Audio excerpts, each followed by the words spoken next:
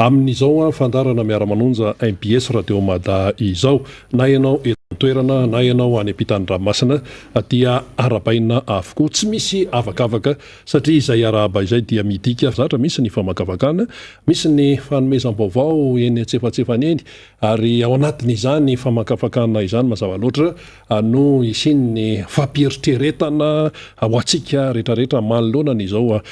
toejavatra iainan'ny firenena malagasy izao eo namana fanirira zafy manatany ary efa eo ihany koa ny solombavam-baoaka Madagasikara vita amin'ny alalan'ny Tika Madagasikara atao amin'ny distrika ny Mamy Rabenirina hiakatsehatra eo izy rehefa avy eo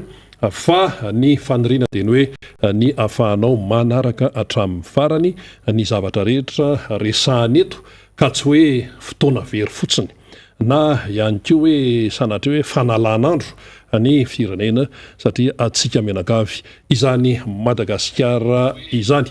izay ny fitenenana satria dia ny ity rano be tsy fakahitany ato Antananarivo ity sy ny vokatra zany dia hoentiny eo zany dia mandeha arak'izany ny famakavakana eto amin'ny miara-manonja zay manaraka zany ny onjam-peo sy ny MBS zay anarantsika ny miara-manonja izany dia arahan'ny YouTube ho an'izay rehetra afaka manao ny serasera ny internet zany any amin'izay toerana latsika ity volana janoary 2024 ity zany hoe sahady efa misasaka mahery 5 andro zany ny volana janoary ary dia efa misamboaravoara ny fandehan'ny raha ho an'ny Madagasikara no resantsika zany isika moa zany amin'izao rina dia atratran'izay hoe double attaque zay mahazo ny firenena satria eo ny Covid misy ko ny triple attaque zay ho an'ny périphérie zany zay fiakaran-drano zay de zay la inteneninao teo hoe triple attaque satria miakatra le vidim-piaka ny adevitra lorina mikasika indrindra ny zava-misy eto Antananarivo sy manodidina raha ho an'ny tao anatin'ny 420 ora zany any amin'ny 4,000 sy ray alina raha tsy efa nivoatra izay taremarika izay rina ny amin'ireo hoe trabona zany ao anatin'izao fiakaran-drano eto Antananarivo renivohitra sy ny faritra manodidina Atsimondrano Avaratrano Ambohidratrimo sy ireo toerana samihafa zany zay ny akaran'izany raha nivon'ireo site d'hébergement zany izao hitantsika amin'ny sary izao dia ny sary omaly io teny amin'ny site d'hébergement anankiray amin'ny aloha zany sy ireo toerana samihafa ahafahana zany mandrindra an'izay fandraisana amin'ireo trabona ireo de ity zany etsy amin'ny gymnase couvert Akorondrano ny zava-misy zany raha eo Akorondrano ty resantsika ity zany dia arivo eo no zakan'ity site d'hébergement etsy Akorondrano ity kanefa raha ny vaovao fantatra de hoe 4,000 no tafiditra omaly zany tao amin'ity gymnase couvert Akorondrano zay nahazona n'ity sary ity de miverina avy hatransika rina tamin'ilay fepetra ny raison'ny fitondram-panjakana ataontsika hoe 3 herinandro lay fahafahana mamory olona amin'atony toerana mihipoka zay tsy mihoatra ny zato ary tsy fahafahana mamory olona akalamanjana ihany koa zany amina faritra de iza moa ny nahazo an'le vigilance sanitaire dia Analamanga Haute-Matsiatra dia vakina karatra ary fa raha mijery ihany koa zany tsika amin'ny lafin'ny fahasalamana voalohany indrindra satria tsy maintsy mijery mankotsika ny lafin'ny lalàna sy ny fanapahan-kevitra amina tranga zavatra ohatran'izao de ekentsika tokoa fa misy ny amehana ka tsy maintsy ametrahana any reto trabona reto fa zay hoe zay resantsika zay hoe ahoana ny fomba fampiarana ny lalàna manoloana ny amehana satria moa zany tsika tsy na ohatran'izao azo lazaintsika hoe loza voajanahary zany dia dépassé zany le fanapahan-kevitra atao anatin'le conseil des ministres arivo zany Rina Rabemananjara risque na contamination na Covid-19 zany mandeha ao anatin'izay adevitra rehetra satria épicentre Analamanga Rina Rabemananjara faharoa na tiana na tsy tiana ao anatin'izay de hoe ahoana ny resaka condition hygiène na ny fepetra eo amin'ny resaka fahadiovana sy fidiovana zany amin'ny lafiny ara-pahasalamana ny ao amin'ny gymnase couvert Akorondrano ohatra ty raisitsika ity zany dia afaka mahabata an'reto vahoaka zay trabona raisina ao anatin'izany amin'ny fampiasana zany ny resaka toilette zany na ny WC sy ny douche zany rina zany akoatran'izay ihany koa dia ny resaka ara-tsakafo zany. Marina fa mety efa manao ny fitondram-panjakana satria raha ny vaovao rentsika rina hatramin'ny omaly de hoe niezaka nanolotra sakafo mafana zany a mba ampyampy vitamina sy misy otrikaina ny teo anivon'ny ministera amponina ary hoe io maraina io a dia nanatitra kobaina teny amin'ireny sity reny zany fa am'la vahoaka zay trabona zany raha iny raisitsika ohatra iny rena rahabe mananjara de niteny akorin-drano fa ny site d'hébergement moa zany de 20 ary raha ny fantatra rina de fianao avokoa lay site d'hébergement 20 eto Tananarivo renivohitra sy manodidina zany ary akoatran'izay de mbola manana olana lehibe amin'ny lafiny logistika lay fitondram-panjakana de hoe aiza no ametrahana andreo vahoaka reo zany reo trabonareo zany de zay angamba ndrina rehefa miverina eo ny tenako sy namana député Mamanjakana mandrary mieritreritra le fitondram-panjakana rina ny amina hoe ratsy sy mahita vahaolana any am'zany dia reo trano-tsekoly zany no handraisana anreto trabona ireto raha ny trabona nefa de mbola tsy ao anatin'ny herinandro raha tsika de efa malala tsara raha ny prévision momeny teo anivon'ny météo rina de hoe mbola hatramin'ny faran'ny herinandro mbola mafimafy zay orana izay de nefitsika koa malala rina arabe mananjana fa hatrany ny volana marsa volana april lanoany misy aza voalohandohan'ny volana me vo mitsahatra lay orana ary lay cyclone de mbola atahorana ny fahatongavany eto Madagasikara satria saison cyclonique mokevitra raha ny fitondram-panjakana omena antsika ty vaovao rehetrarehetra ty zany omalitsika rina teto de hoe ho an'ireo faritra mena zany dia tsy mianatra mpianatra de nytany saitsika izy maromaro any Tsimondrano any de nyresakitsika ny eto Antananarivo renivohitra ohatra ny hoe Thomas Dinika Toaze Angara nyresakitsika ny Ilany Vato sy ireo faritra samihafa Akorondrano Andranomahery fa ho an'ny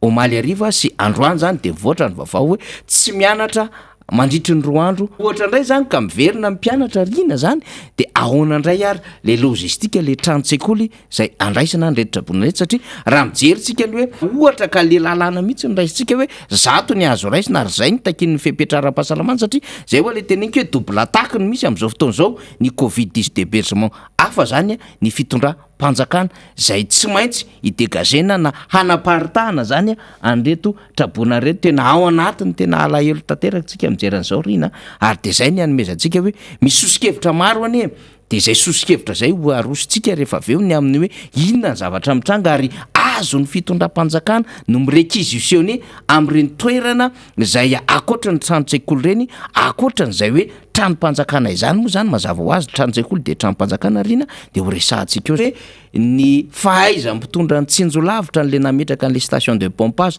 de nyraisintsika ohatra Ambodimita satria Ambodimita rina dia misy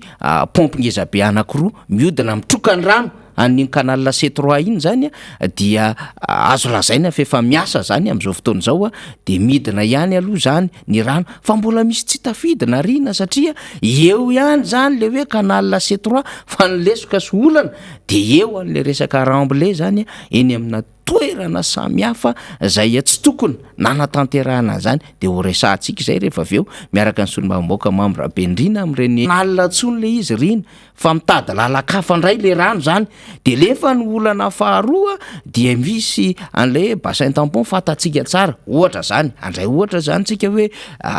Masay Beoririka Anosy angamba tsy fatako nao anatin'izay rina am'le mandray an'le rano zay canal nandretany sy aty am'le C3 aty zany de zany rehetrarehetra zany koa mbola olana zany satria lay rano zay bloqué na tsy tafavoaka amin'ny alalan'lay hoe remblai zany na fanotofana tany teto Antananarivo renivohitra de efa tsy possible avoaka anaty canal fa mitady lalana hafa ivoana dikan'izay zany mbola adevitra hafa ndray ny tsifana an'ireny rano reny ary ny groupy na ny motopompe moa zany fa tsy hoe groupy ho ampiasaina ihany koa de mbola miketrika an'izay eo ny eo anivo ministeran'ny rano mbola mampiasa ny groupy ny ihany koa ny eo anivon'ny Jiramasin sy tsy fanan'ireny rano rehetrarehetra eny mazamaza na lay situation marina fa efa midina ny rano am'izao fotoana zao raha miresaka sison tsika rina satria sison anisan'lay atahorana miresaka ikopa tsika ary miresaka ny aria mamba ihany koa tsika zany dia anisany efa memidiny izy am'izao fotoana zao fa lay fihidinan'izay nefa dia tokony tsy mbola mpamandromandry manandrara ny vahoaka sy ireo mponina any amin'ny faritra rehetra misy azy satria mbola nitoy lay fijotson'ny orana io ka ilay ohatra ny taolo rina ary enjana be le taolo tena filôzofy le taolo malagasy le hoe erikerika mahatondra drano mbola nanyerikerika indray zany izy nanomboka tamin'ny 3 maraina tany fetsy be le toetrandro omaly somary maimaina izy omaly ariva iny hatrany amin'ny tamin'ny firola alina tany hoany fa rehefa tonga maraindraina iny de nanyerikerika de ny natevitevina le erika de somary nanahirana indray zany ny teny amin'ny fifamovozana rehetrarehetra teny amin'ny akabeany zany miresaka amin'izany sika satria isika hoe mbola tsy voavaha le olana am'izao fotoana zao na de hoe miezaka ihany ary mamaly fitondram-panjakana izany Antananarivo renivohitra resantsika fa aty amina faritra sasany dia betsaka ny dega navelany iny zay manodidina moa zany am'ireo Antananarivo renivohitra de ho resantsika eo rehefa aveo ary ho resantsika eo koa le fahaizana mitsinjo lavitra sy ny hoe inona no vahaolana noraisana fa am'izao tsika miteny zao zany aloha zany rina de hoe hatramin'ny omaly moa zany fa tsy hoe am'izao tsika miteny zao fa efa nampiasaina le izy de ny azakazaka jery forsa, nijery sobika, nijery kofafa, nijery serpiera, nijery so, nijery angady, nijery broety, ny teo anivon'ny fitondram-panjakana indraindray isika rehefa mandinika an'izany rehetrarehetra zany de hoy isika hoe fa ahoana ary ty raharaha ty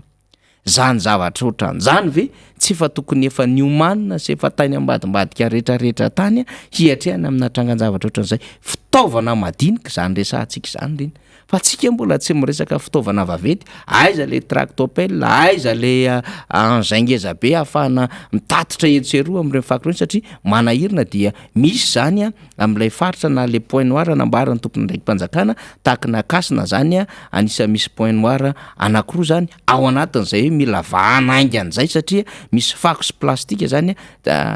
zay manetsina ny lalana amin'izy reny ary tsy eo ihany fa saika manodidina rehetrarehetra tsika zao mahita reny ety ilany vato ety anosipatrany ety de tena tsetsina tanteraka ary efa elany nahitantsika an'io ny resaka tsikafona ny resaka tavoahangy plastika sy ny resaka fako fa tsisy nijery fa tonga am'izao fotoana zao ao anatin'le fahavaratra eo vao miazakazaka daholo ny rehetrarehetra dia hoezahantsika ho resahany zany ao anatin'ny adevitra zay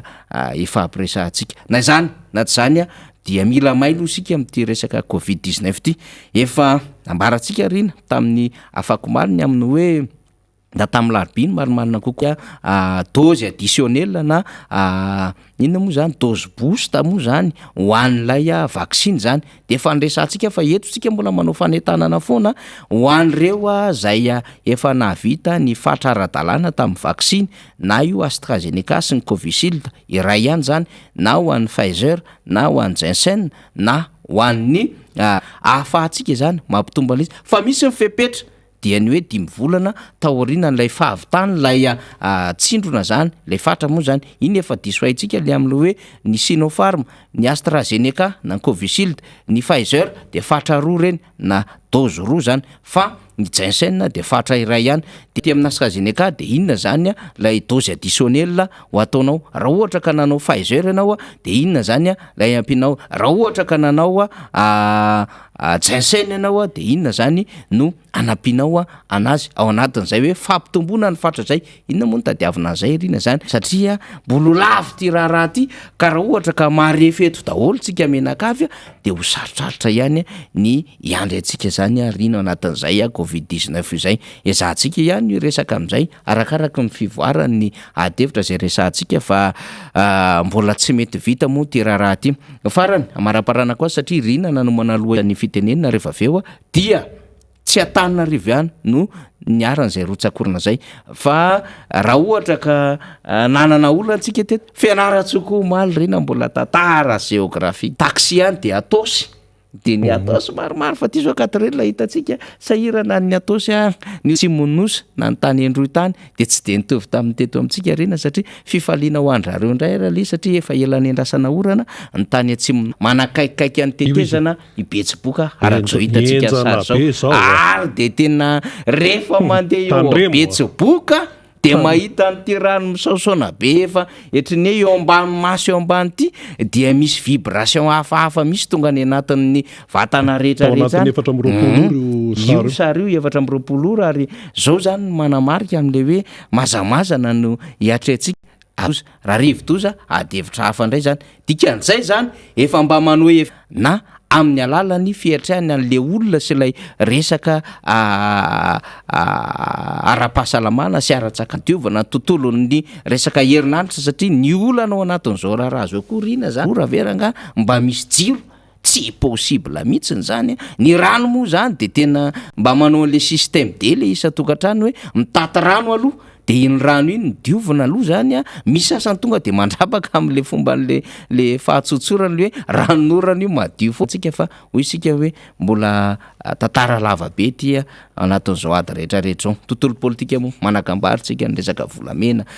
kroma rehefa aveo de mba iresaka kely am'izay tsika rina fa zay aloha aratoka hoe fitipitentsika lalovantsika ny zava-misy tao anatin'izay 4 zay fa mbola mitontolo ho an'ny vahoaka eny an'ny fary no mieritreritra ihany koa ahoana le fianaran'ny ankizy résumé moa zany hoe mba tsy mianatra kely zany fa zany rehetrarehetra zany de mbola asa goavana mahazo ny vahoaka malagasy zavatra nitranga tao anatin'ny 4 ora ny atao hoe entitsika ilazana zany toe-javatra rehetrarehetra zany dia tsotra fotsiny tsy mitovy ny fiatrehana toe-javatra izay nisy fiomanana fa tsy araky ny tokony ho izy na iresakitsika cyclone efa pisy eto Madagasikara ane zany na iresakitsika ora mikitra hoe ilay fito hoe zone de convergence intertropicale tsy vao zao am 2022 zao misy an'izany raha taona de misy an'izay foana fa ny zavatra tokony ho fipetrany de hoe rehefa valona ny taona anankiray dia tokony zany raha hitanao ny sy vitany hoe mandray lesona fa mandray fanapahan-kevitra amin'ny fotoana zay tena ilana n'ilay fanapahan-kevitra fa rehefa miraikiraiky ianao rehetra zany dia mitambatra ilay olana ary mipoaka amin'ny fotoana anankiray le hoe teneny faniry teo hoe erikerika mahatondra drano iny lay hoe sariteny nomen'ny tolo iny fa erikerika mahatambatra de lasa erikerika mahatonga drano iny de lasa rano rehefa aveo zany hoe ilay dega zany na le fahavoazana de lasa mitombo be ilay izy tsy mitovy hoy isika ny hoe fahavoazana raha to ka nisy fiomanana ny fiatrehana n'ilay olana sy ny hoe tsy nisy fiomanana ny fiatrehana an'izay tao anatin'ny 3 andro zay sa 4 andro le tamin'ny voalohany lola tena orana le ngorodana be le nanomboka tamin'ny firy iny tamin'ny 4 dia tamin'iny fotsiny de efa enjana be zany ilay adekara ny teto Antananarivo sy ny manodidina izy ity moa zany de mitatra hatrany Fianaratsotra ireo ny rano be isaorana aloha ilay nahary mbola tena hoe misamboaravara be fotsiny lay rano Betsiboka iny moa zany ao anaty fonoteny kely fotsiny no momba an'iny fa nytiatsika ho tenenina de trahana mazava tsara ny resaka fitantanana eto amin'ny firenena ary ndeha ataontsika hoe Andriamanitra no mandefa ny orana de ataonao mibaribary eo hoe io ary satria efa mitantana sy ahafahana hoe mikarakara an'ilay vahoaka malagasy raha ny eto misy an'izao raha resaka rafitra zany zao tsika dia commune Antananarivo renivohitra zany aloha no akaiky volany fenoarina araka ny fitenitsika azy eo mitantana ny commune fa ny commune Antananarivo renivohitra zany hoe zay ny fifidianana fa ao anatin'ity régime ity zany de ankoatra ny commune Antananarivo renivohitra misy ny rafitra ny ministera hafa ihany koa zany zay atao hoe mifamatotra am'izay momba ny antitry Madagasikara miavaka izy zany dia ny rafitra amboniny izay zany dia mifamatotra na ohatra zany préfecture koa ao anatin'izay miara-miasa daholo reo ratsamangaika rehetrarehetra eo raha misy zany tsy fetezan-davatra de tsy hoe commune Antananarivo renivohitra fotsiny io fa ilay régime amin'ny akaponivon'ny commune Antananarivo renivohitra tsy hoe miarona hoe ohatran'izany fa izay mihitsy n'lay tena fipetrany. Izy mantsy ny fampitahana kely indray rehefa avy eo hoentintsika momba n'izany resaka hoe fomba fitantanana ny tanàna izany, zany hoe le régime tera isan-karazany dia régime anankiray io. Zay raha raisitsika ny tamin'ny fotoana ny tantanany dia tsy mitovy amin'izao le fipetrany. Tamin'izany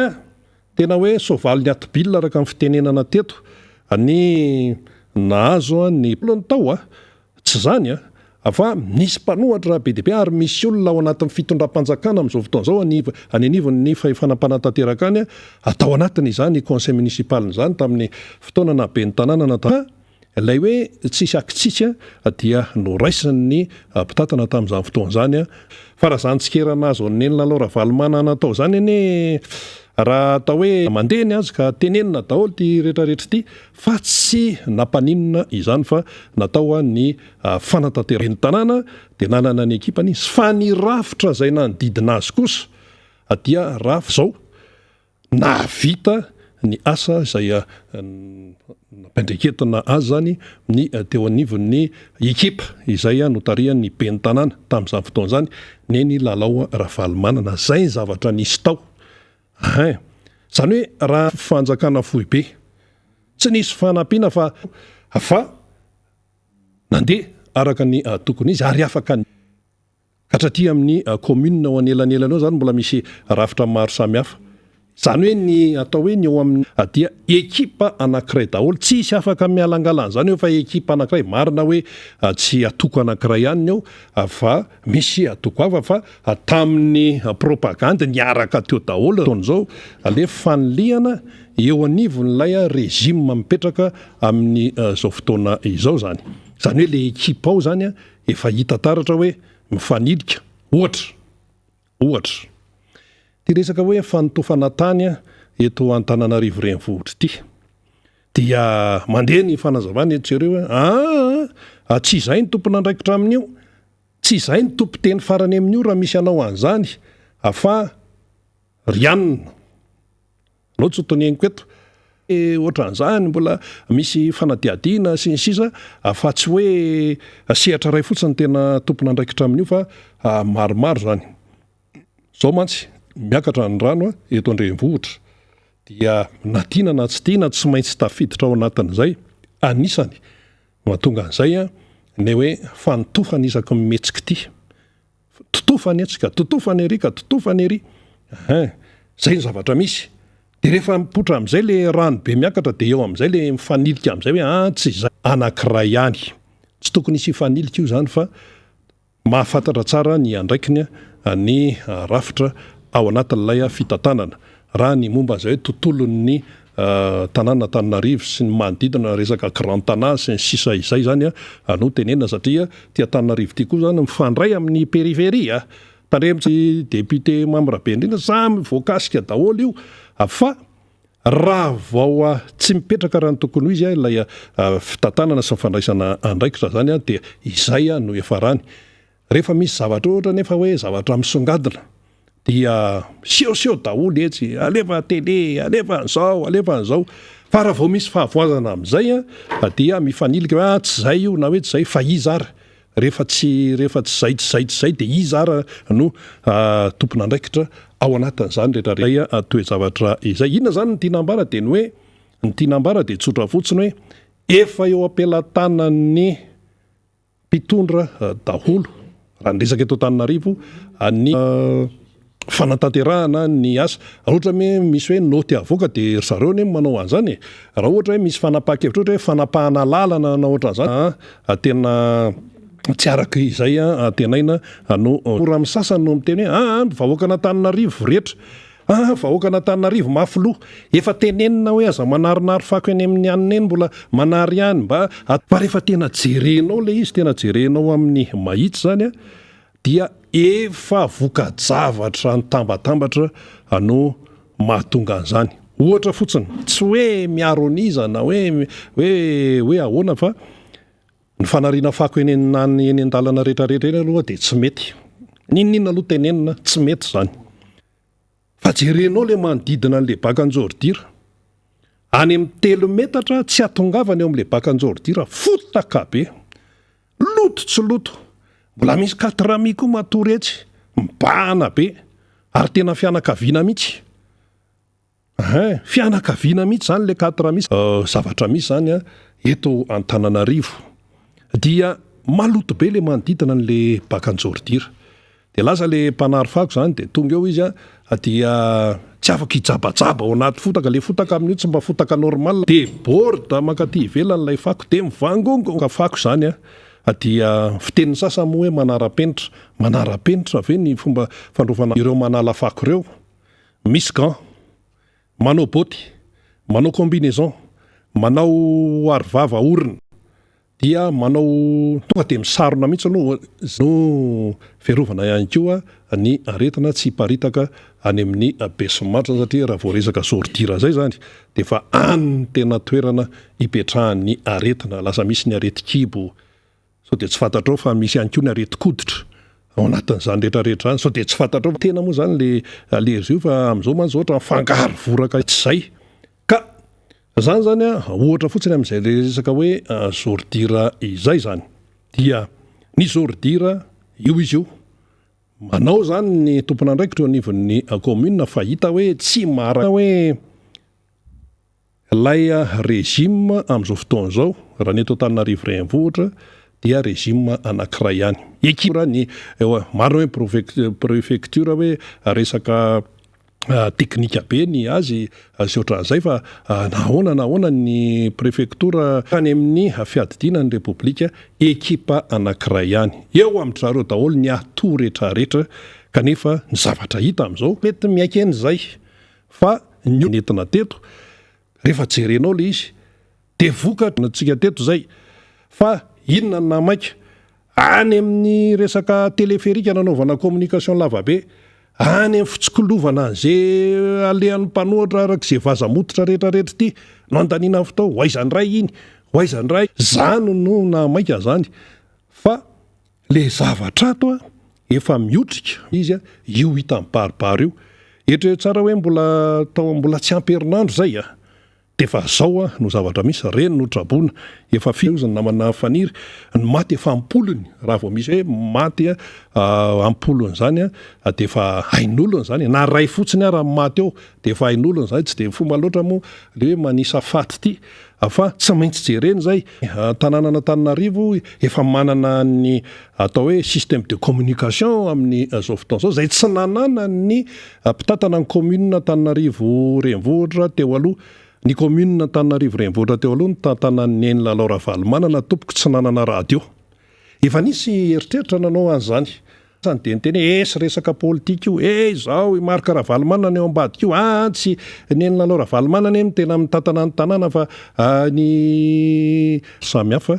satria moa atao hoe ekipa sehatra politika hafa no tsy tao anatin'ny fitantanana commune zany fa ny commune zany taritany ny Enina Laura Valomanana dia atao ihany ny asa fa nikofoka mafy ny teo anivon'ny communication tao ao anatin'izany commune zany misy sehatra maromaro moa ny communication tao zany zay moa zany tao de fantatray tsara le izy misy miandraikitra ny any amin'ny arrondissement misy miandraikitra ny kapobeny de lokana moa zany le rafitra tao dia samy manao ny andraikiny fa tsisy radio tamin'izany radio an'ny commune tamin'izany ny tianao resahana tsy nisy fa tsy maintsy niara-ny asa ianao zany tamina hainao manjery isaka ary ny tao tsy misy an'izany hoe avakavaka izany fa de hoe samy eo zany dia omena ny vaovao de ny mpanao gazeta manao ny traitement zay vaovao avoakany ihany tsy nisy mihitsy tamin'izany hoe ity tsy maintsy avoakanareo na hoe ity na hoe atao ty aloha mipapehanareo jerena tsisy an'izany tao fa libre ny mpanao gazety amin'ny station isan-karazany fa ny amin'izao fotoana zao araka ny tenena tao hoe fampilatanan'ny mpitatana daholo ny ato rehetrarehetra manana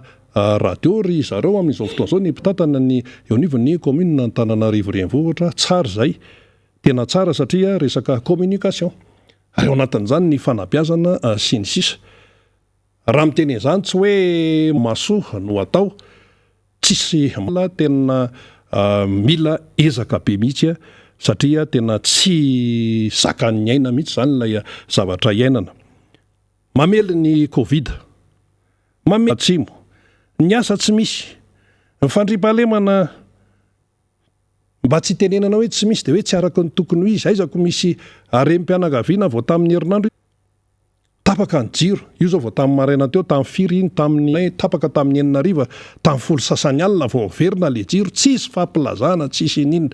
de ampiainina ao anaty maizina ve ty malagasy ty, inona ny dikany hoe maizina na maizina na mazava. Fantatsika tsara ny fiainana ao anatin'ny maizina, fantatsika tsara ny fiainana ao anatin'ny mazava,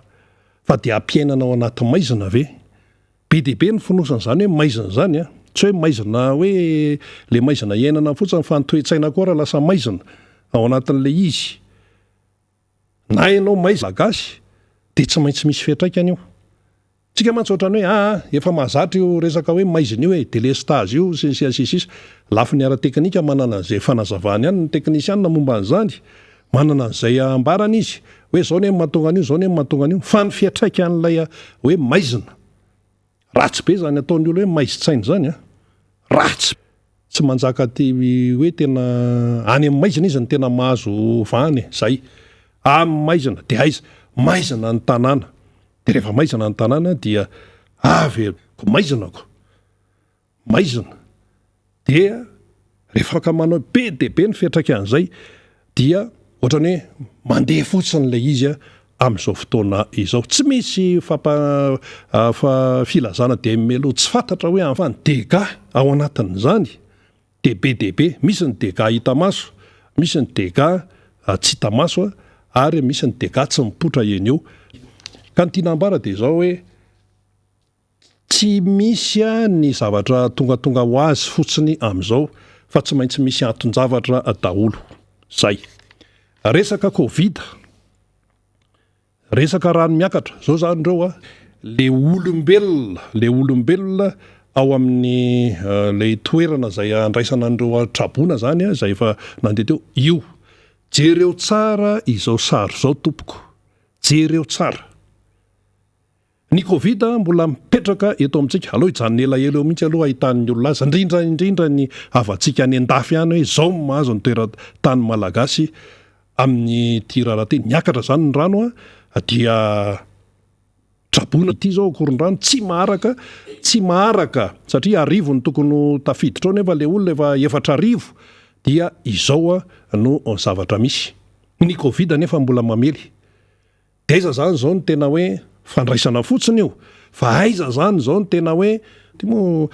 tsy raha hoe misy zoom de afaka jerena hoe akaikikaiky kokoa zany le izy hoe ahoana fandeha, fa de hoe sararaloha zany misy alofana fa hoe ao anatin'ilay toerana le olona dia zao no tsisy manao kasibosy zany zao reo nefa de mifangaro ao. Aiza zao le hoe 2 metatra, aiza ny 2 metatra amin'izao,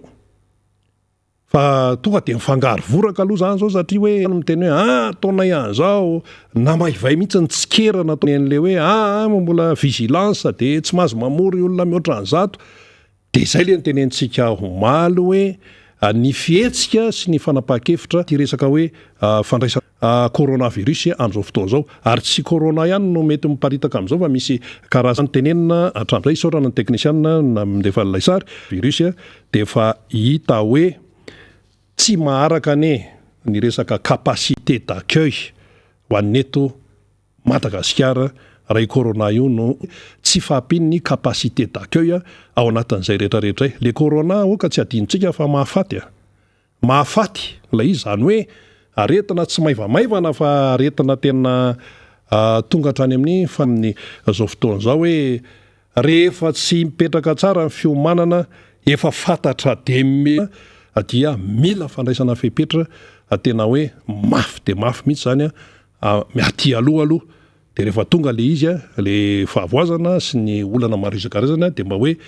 de misy fiatraikany any amin'ny fiariana, misy fiatraikany any amin'ny ain'olombelona, misy fiatraikany any amin'ny mpianatra, ilay raharaha. Raha ohatra ny hoe zao tsy de tena hoe niakatra loatra ny rano sisa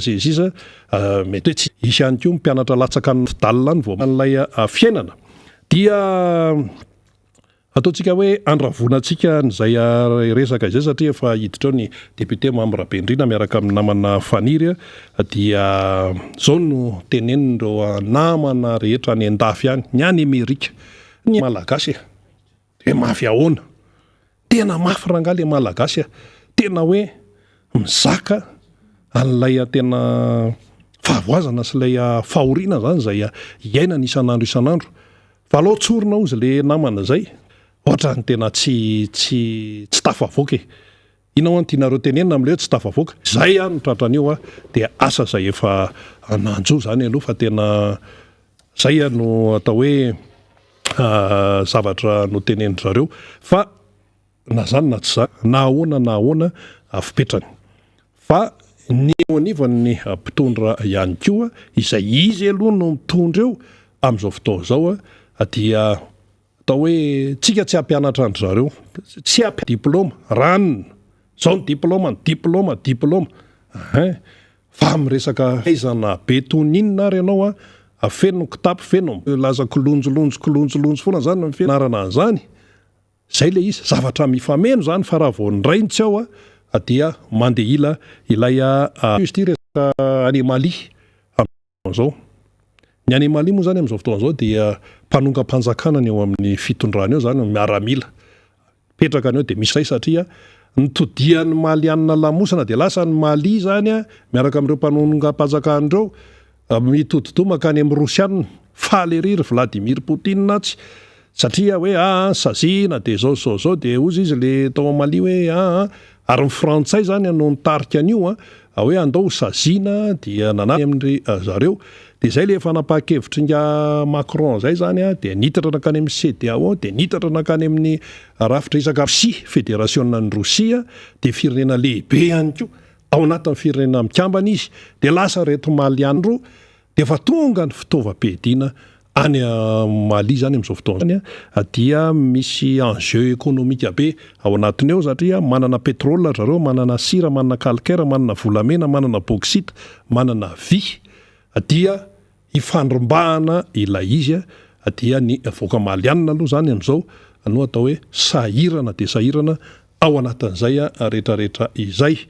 Ny tsika ils et parsa mbola point d'interrogation be da be ahoana no hiafarany io zavatra io satria de mbola miandry ny vahoaka malagasy momba zay tsetsatsetsy tsy aritsy iny fa mito ihany ny fantarantsika izany miditra ny député Ndahoary. Ya, de misaotra rina amin'izay fanazavana sy faneho-kevitra rehefa nadadiana nentinao teo zay de samy mandray izay tandrifiny arak'izay fanazavana nentinao teo zay zany ho an'ny rehetra ny tiatsika resahana angamba ny rina dia tsy maintsy aparitatsika zany resahantsika arakaraka ny fivoarany vaovao zany. Covid-19 ny resage additionnel na dose boost de ny ray aman-drentsika mihitsy ary amin'izao fotoana zao no manome ohatra amin'izay hoe tokony ianao an'izay dose additionnel zay dia ny Filomarka Ravalomanana zany sy neny Lalao Ravalomanana zany arak'izao hitantsika amin'ny sary izao de navita an'izay fatra fahatelo izao. Ny Filomarka Ravalomanana moa fantatsika fa de efa nanentana hatrany amin'ity vaksiny ity mba hampitombo zany le hery fiarovana amin'izay mety ady hatrehana amin'izao Covid-19 izao. Dia teny amin'ny Nations Unies zany teny andraro no nanatanterahana izy mivady amin'izay fatra fahatelo zay fampitomboana an'ilay fatra izay mba ahafahana zany manatsara mampiakatra an'ilay fiarovana zany ao anatin'ilay vatanao ho an'ny rehetra izany satria hoy isika mafimafy ny vetrana zany Covid-19 zany tsy mora ny miatrika an'izany Covid-19 zany de izay hoe tsy mahamora ny Covid-19 zany no tsy maintsy hitandremantsika amin'izao fotoana izao. Iny dia vaovao zay zany zany dia iheverintsika moa zany fa dia tokony mba ho voarainy rehetra ho an'izay efa nanao vaksiny dia aza mipetrapetraka mihitsy ntsika indrindrandrindra efa navita 10 volana lasa zay dia azo ataontsika ny mietrehitra an'izay farany misy vaovao zay mivoaka am'izao fotoana zao zay mahakasika indrindra ny gymnase Mahamasina zany raha ny vaovao zay navoakana namana mpanao gazety dia fantatra fa hoe nisy zaza mena vava eo amin'ny 2 volana eo zany namony ainy atao amin'izany vaovao amina zava-misy tetsy amin'ny gymnase gouverna Korondrano amin'ny betsaka le vahoaka trabona zay ao amin'izany toerana zany dia manahirana ny lafiny ara-pahasalamana, manahirana amin'ny lafiny resaka fahasalamana miteraka amin'le Covid ko mety io lafiny fikirakirana ny sakafo na ny endriky ny fatoriana raha sy ny sisa ao anatin'izany dia manahirana vaovao navoaka ny namana mpanao gazety izay rehetra nentsitsika teo izay zany ezahantsika ny mbola hanangonana azy zany fa tsy ampy ny rivotra dia zany rehetrarehetra izany zany anisan'ny zavatra manahirana ao anatin'izao raharaha resantsika izao iresaka an'izay tsika rehefa avy eo iresaka ny tontolo ny terano be tia iresaka te eto anivon'ny firenena fa efa eto akaikintsika eto ary mampiomana antsika amin'izay ka toerana tsara ho amin'izay lafimpanadidina firenena sekretera jeneraly ny antoko-tiako Madagasikara ihany koa miarabanao Andriamatoa Solombavam-baoaka miaraba tsika rehetra miaraba fa ny Razafy-Manantany Rina be Mananjara tsika rehetra atao amin'ny studion'ny MBS sy ny Radio Mata fa indrindraindrindra miaraba makafakana ny zava-misy ary andinihana ny raharam-pirenena io aloha zany vaovao mafana ao anatin'ny zay hoe fiatrikatsika zao rano be zao depute Mahamira Benrina nanomboka tamin'ny alatsinainy izy io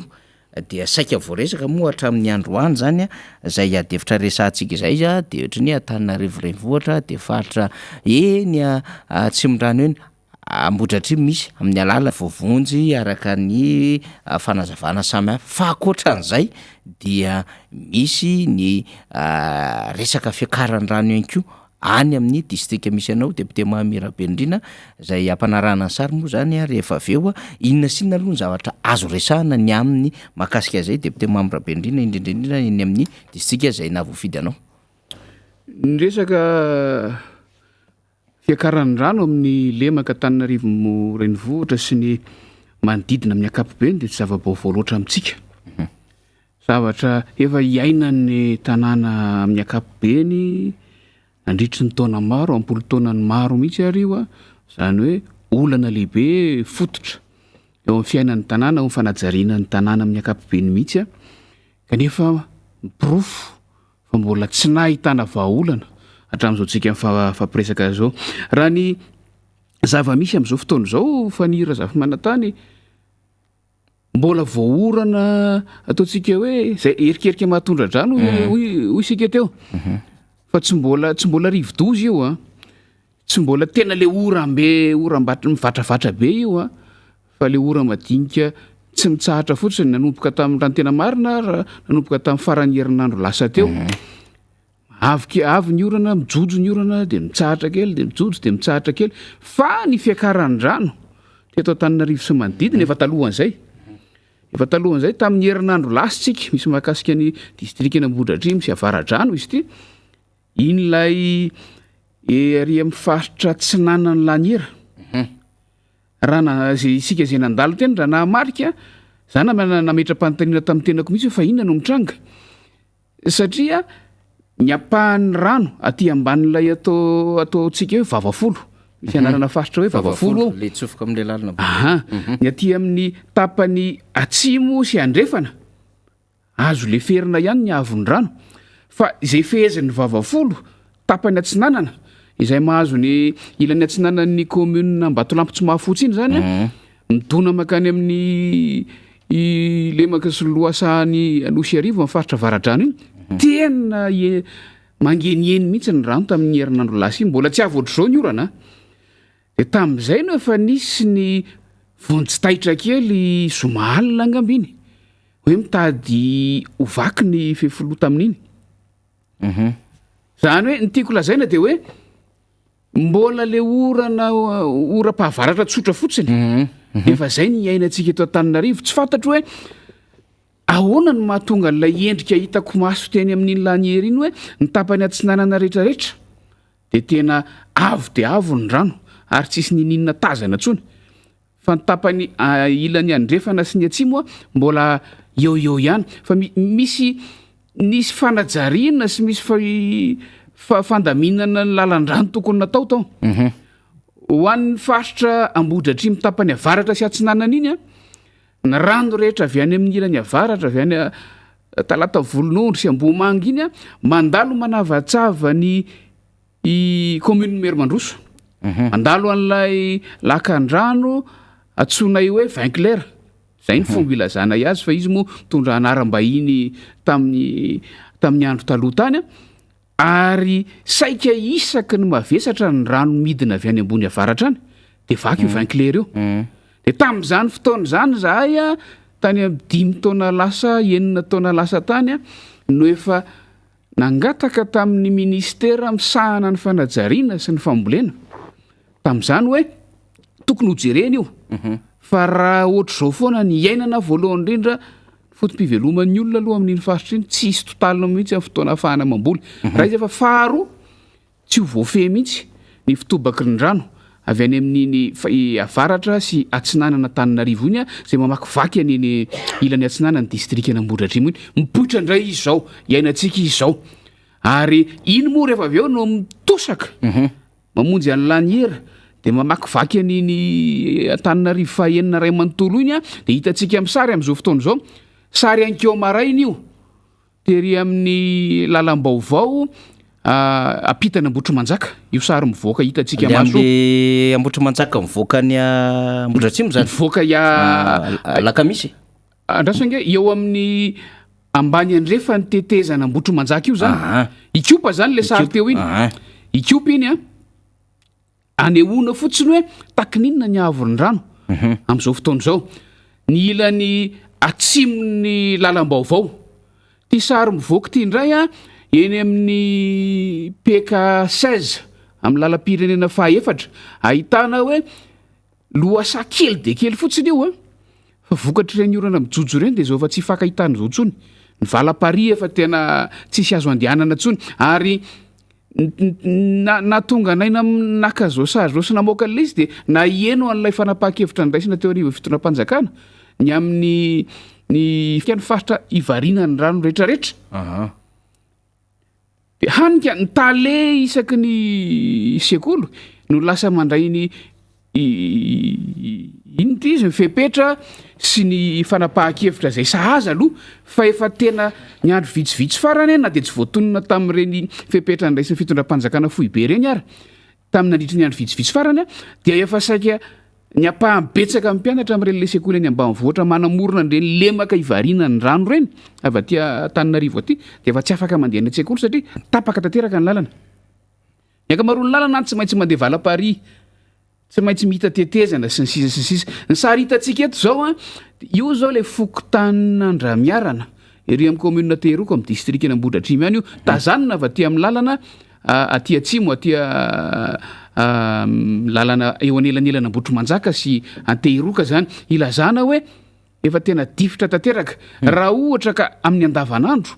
am'ireny valam-pary reny no andehanan'ny mponina miditra amin'ireny tanàna reny amin'izao fotoana zao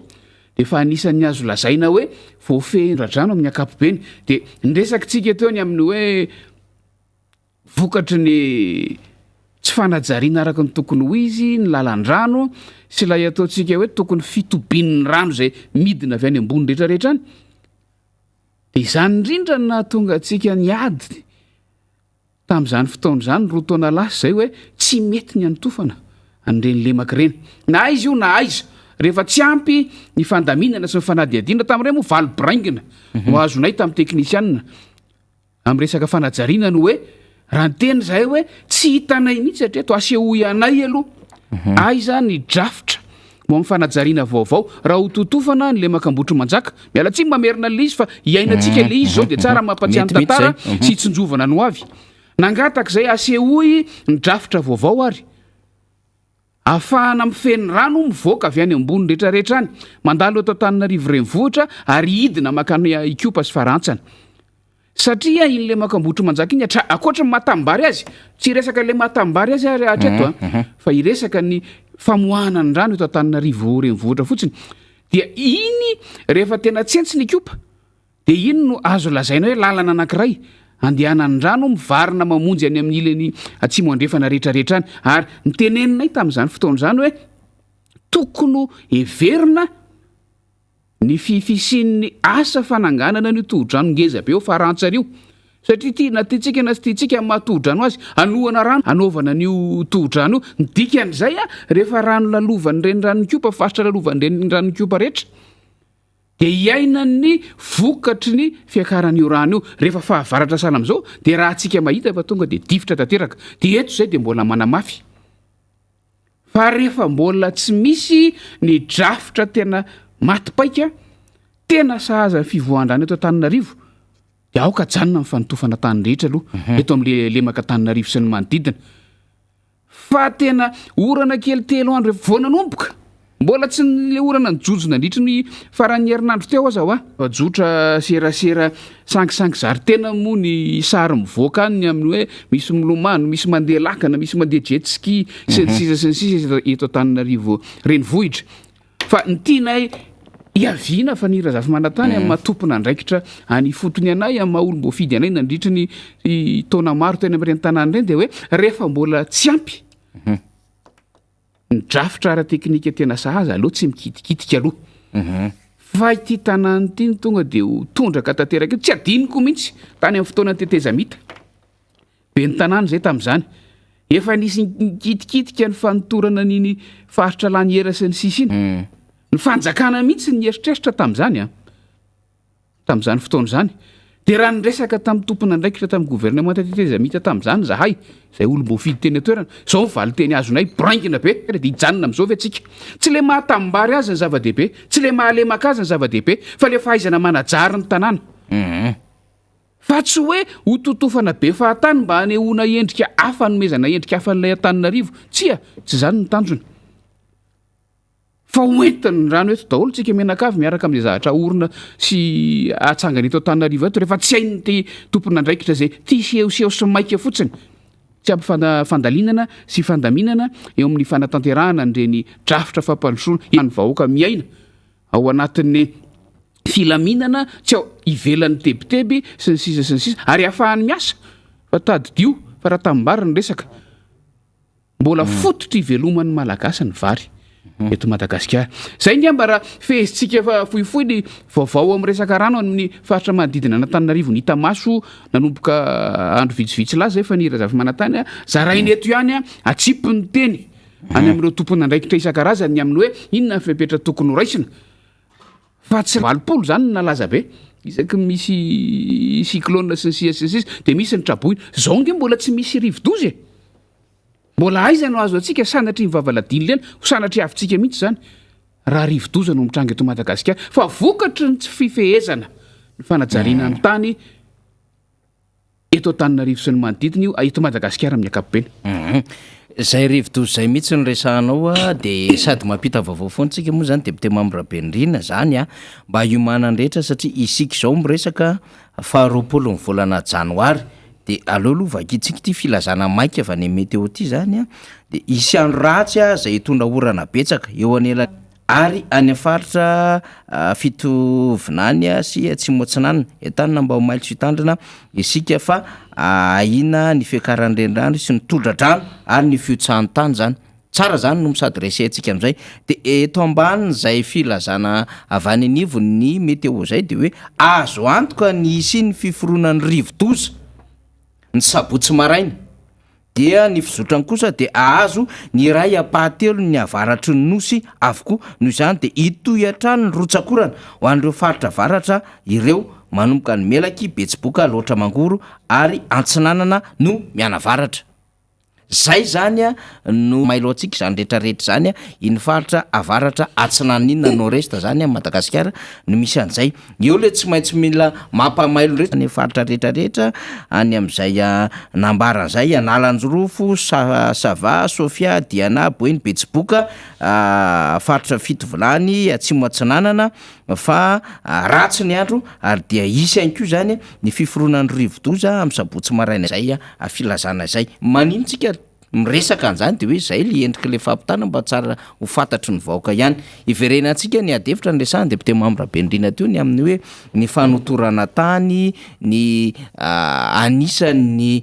miteraka an'izao olana lehibe zao fa tsy resahany le fitondram-panjakana amin'ny tany zany satria ity fanotorana tany ity zany na rambole ity no tena manao an'izay maninona no hoe tany ny totofana de rehefa manototra tany isika de fantatsika avy hatrany zany fa na io tambary na io onaona na io rano no teo amin'ny ivonizy na dobo io zany dia kinasa eo anivon'izay hoe olona manambola zay anototra azy de io hitantsika amin'ny sary io ny fanotofana Maremasay tena toerana lehibe mihitsy no totofana ho amin'ny Maremasay nefa dia ao anatin'ireo hoe bassin tampon zany na andraisana zany an'ireo rano maloto mivarina rehetrarehetra isaky ny tokantrano rehetrarehetra sy amina toerana zay mahabe rano ka tsy maintsy misy ny fanariana an'izany rano io zany de mamorona an'izany bassin zany tsika zany akoatran'le hoe bassin fitehirizan-drano zay mety hoe rano zay avy amina tranga sy loza ohatran'izao de misy ny bassin zay efa tokony andraisana an'ireo rano rehetrarehetra reo zany de io hitantsika io zany ny zava-misy ho an'ny tena Masay de efa niantso vonjy ny poniny Manjakaray efa niantso vonjy ny ponina tany Akorondrano ny teny Amboditsiry ny manodidina tatia Tsaramasay sy ny rehetrarehetra ty ho tonga aty io rehefa ho totofanareo io Maremasay io de natao ihany le fanotofana amin'ny Maremasay taty amin'ny 7 taty io ny zavatra mitranga ety ambadiky ny tanà Waterfront misy an'izao de ho alefatsika ho aseho atsika eo le sary ny tanà Waterfront satria na le tanà Waterfront ary zay misy an'ilay trano zay anisany efa moderna ny heverina ho quartier résidentiel ny heverina ho toborano tanteraka amin'izao fotoana izao zay vahiny ao amin'ny lay tanà Waterfront no zay raccourci zay avy aty Ambodivona nandalo ny tanà Waterfront zany nivoaka taria Akorondrano de efa tafiditra izy any anatin'ireo trano zay eo anivon'ny tanà Waterfront zao hitantsika zao mandihy mihitsy le anarana zay le zava-misy tena grave l'izy député membre Bendrina ary culture de responsabilité na hoe kolotsainy tsy fandraisa tsy tompon'andraikitra zay le resahana ka ianareo nge no manorina trany zany fa tena misy andraikitra goavambe ho an'ny fitondram-panjakana ny miaro an'izay fananam-bahoaka satria fananam-bahoakany izany lalana izany fananam-bahoaka izany toerana izany fananam-bahoaka izany tanàna izany ka tsy tokony isan'izay hoe fampitehan'izay ny fitondram-panjakana zany de tsy tokony hoe izay nangataka rehetrarehetra permis ana rambole de nomena satria ny fahafahana manome an'izany de mazava tsara fa misy ny ministera ny fanajarinany tany ary za ministera zany tsy afaka ny tsy ho tompon'andraikitra ao anatin'izao zavatra mitranga ho Antananarivo renivohitra sy manodidin'izay ray fotsiny iny ohatra ny raisitsika fa raha mandeha tsika député membre Bendrina miaingy raha ohatra ka aty Ambohidratrimo zany raisitsika dia miaingy tsika ohatra député mamy Rabendrina zay aty amin'iny lalana mahazo any digy rehetrarehetra iny de mahita fa misy any zany rehetrarehetra zany fantatra fa ny toerana ohatra zay nisy an'iny lasitisiny rehetrarehetra iny de fantatsika nge fa tambary sonaona daholo zany fa zay moa zavatra mitranga hoe zay tonga eo rehetrarehetra dia malalaka ny lalana ho an'ireo tompon'andraikitra zay ny fanerasera tamina mpandraravavety fantatsika ny olana nahazo ny olana aratany ho an'ny mponina tetsy akadim-bahoaka fantatsika zany zavatra zany ary adiny nataon'ireo vahoaka nakadimbahoaka tamin'izany hoe lasana mpandrara vahiny mpandrara zay efa nampiasa ny volany teto Madagasikara ny taninay zany rery ihany fantoy taty amin'iny faritra bypass iny zany rehetrarehetra zany de aokady tsony satria ny tanàna dia misy an'le plan d'urbanisme zany hoe fikajiana ny endriky ny tanàna sy ny tanàn-dehibe ary eo anatin'izany de misy ny lalàna mikajy an'izay dikan'izany ny fomba fahamoahana an'le permis io dia tsy maintsy natao hikajiana lay endriky ny tanàna sy ny tanàn-dehibe satria izao olana zay diavintsika izao mihitsy no zavatra tsy maintsy kajiana ao anatin'izany de atreto zany tsika mety hoe olana vonjimaika ny dadavintsika de ny amin'ny hoe tsy maintsy atao aloha zay evakuena nyreo raha nretrarehetra miandrona eto an-tananarivo renivohitra sy ny manodidina Ambohidratrimo, Avaradrano, Atsimon-drano fa ny atreto am'izay ny asa lehibe miandry ny rehetra surtout ny fitondram-panjakana de hoe ahoana no amoronana zay mety ho lakan-drano vaovao ahafahana zany mamarina ire rano zay miangona eto an-tananarivo renivohitra reo satria tsika malala fa setroa ohatra de bloqué tanteraka itsika malala fa zany andretany zany de bloqué tanteraka ary mampalahelo anatin'le izy zay isorana ny fandraisana ndraikitry ny mpitandro filaminana deputé Mambra Bendrina sady miaraka amin'ny saritsika miresaka ao anatin'izany ny amin'ny hoe mandray andraikitra lay mpitandro filaminana kanefa na zany ara mba tiatsika ihany mba manipy amin'ilay teny tataka zao hoe ny amin'ny fandraisana andraikitra de tsara fa eo amin'ilay lafiny fampitaovana ho an'ireo mpitandro filaminana zay ngatantsika namana teknisianina ny sary akatoavintsika hoy isika ary iderahantsika ny fandraisana andraikitra ny fitandrona ny filaminana feo amin'ny lafiny ara-pahasalamana kosa mba hitodiantsika am'izay mety ho tompona andraikim-panjakana zay mame andraikitra sy baiko an'reto mpitandro filaminana zay manao an'izany asa fanadiovana izany satria tsy mora izany zay miaraka amin'ny hoe angady forsa sobika zay anaovan'izy ireo asa fanadiovana zany de isika hoe mba atao fampitaovana ihany satria olombelona reo mpitandro filaminana reo mba mahatsiaro ihany reo mangatsika mba mahatsiaro ihany reo mety hoe marary na de hoe mandray baiko ary izy ireo de mba ataovy ihany fampitaovana ho an'ireo mpitandro filaminana reo indrindra na ny eo anivony corps de protection civile zany na ny ZDS zany zay manao an'izay asa fanadiovana zay atramin'ny polisy izany atsarotsika tsara nge rehefa nisy ny olana tamina hoe fiangonan'ny rano teto Antananarivo renivohitra ka tsy maintsy nanadio lakan-drano de namoaka fitaovana lehibe ary nanao fifampirarahana tam'izany Andriamatoa Marc Ravalomanina tam'izany ny ben'ny tanàna Lalao Ravalomanina ho hitantsika amin'ny sary moa zany rehefa aveo zany satria dia nisy ny fanadiovana tamin'ny alalan'ireny fandefasana an'ireny fitaovana lehibe reny mba ahafahana manadio an'ilay lakan-drano samihafa zany mba tsy de hoe lay vahoaka na olombelona no miditra tsehatra mba hikajiana n'le fahasalamana aterak'izay satria betsaka ny fahasalamana mety anahirana ao anatin'izay fidirana tsehatra zay de nanao ane ny ben'ny tanàna nena Ravalomanana sy ny président hoany teto Antananarivo renivohitra ary nietsika ny ratsa mangaiky efa nambarany député fetra teto zany amin'ny matao mehetra ny teo anivon'ny commune amina trangan-javatra ohatr'izao ary fitaovana lehibe no nampiasaina fa tsy sanatry n'izany akory hoe tsy maintsy nampiasa an'ireny angady indrindra satria tsy tokony ho adinoina amin'ny raha rasala amin'io tsy hoe rehefa avy ohatr'izao ny orana tsy hoe rehefa mitohana ohatran'izao ny rano rehefa tsy tafavoaka ny rano amin'ny andavanandro ny mijery ny fanajariana ilaina hoy ianao ta hoe fa ny ira-zafy manantany fa horotaona inona ny olana lasa lany andro le tetikasa ny tompona andraikitra azavaikelo na zava-misy ny canal C3